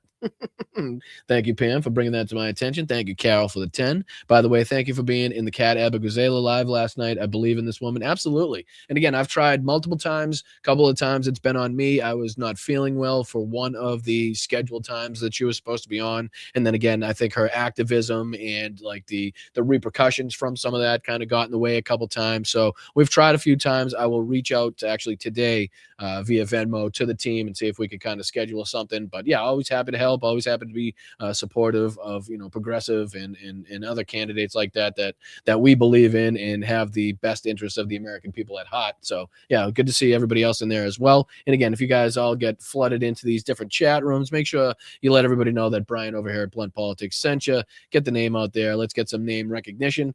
I do appreciate you, though, Carol. Thank you very much. And it was good to see you as well. Thank you, Bingo. Appreciate you. Glad you made it out alive, Brian. Me as well.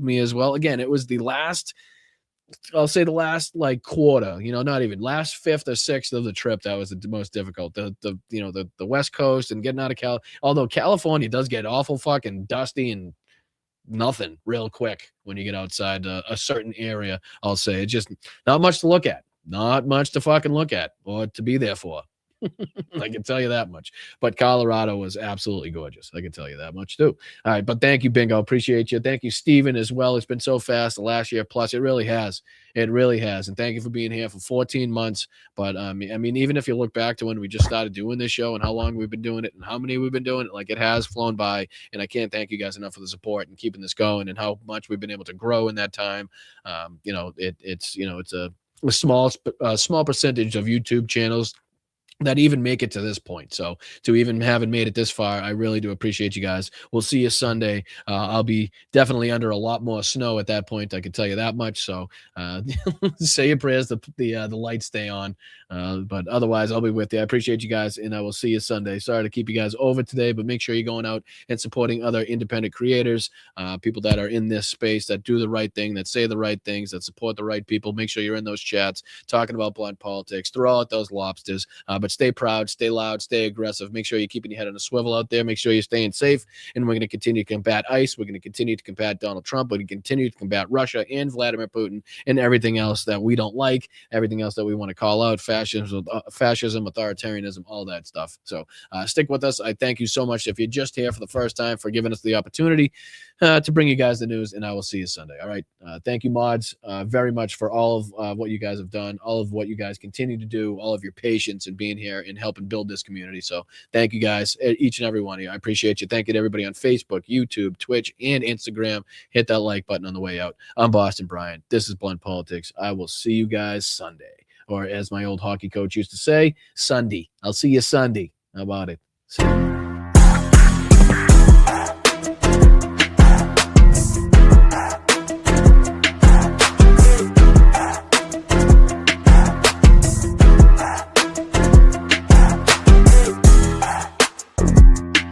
Builds the wall the way he built Trump Towers, we'll be using illegal immigrant labor to do it.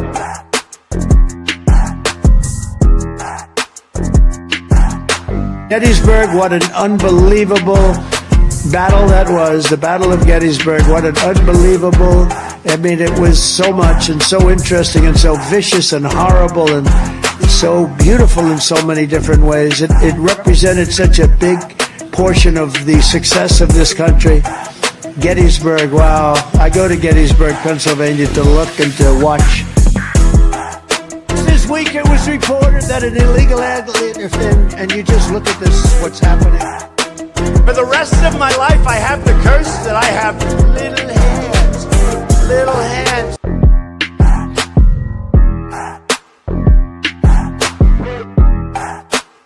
I can just tell you that a con artist is about to take over the Republican Party and the conservative movement, and we have to put a stop to it. Refer to my hands. If they're small, something else must be small. Hey, you got a little chubby going there. In the hell was that all about?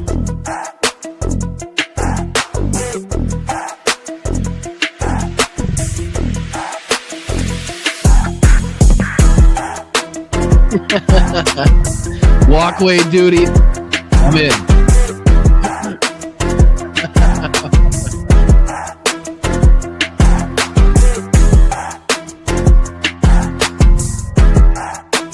When you ran out the healthy arms, you ran out of really healthy. They had great arms, but they ran out. Is that a Trump statement or is that sports. real? It's called baseball Somebody in said, is particular, that a Trump? and pitchers, I guess you could say, in really particular.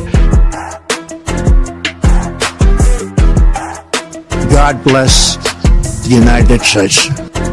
Nothing bad can happen. It can only good happen. It's a new form of vicious violation to our country. Somebody said, is that a Trump statement or is that real? For minors, do we love minors? I love minors. Wrong. What uranium is, right? This thing called nuclear weapons and other things, like lots of things are done with uranium, including some bad things.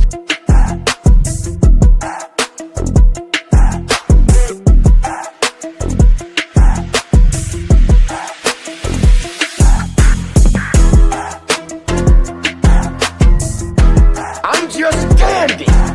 I got a bowl of chocolate pudding in my underpants.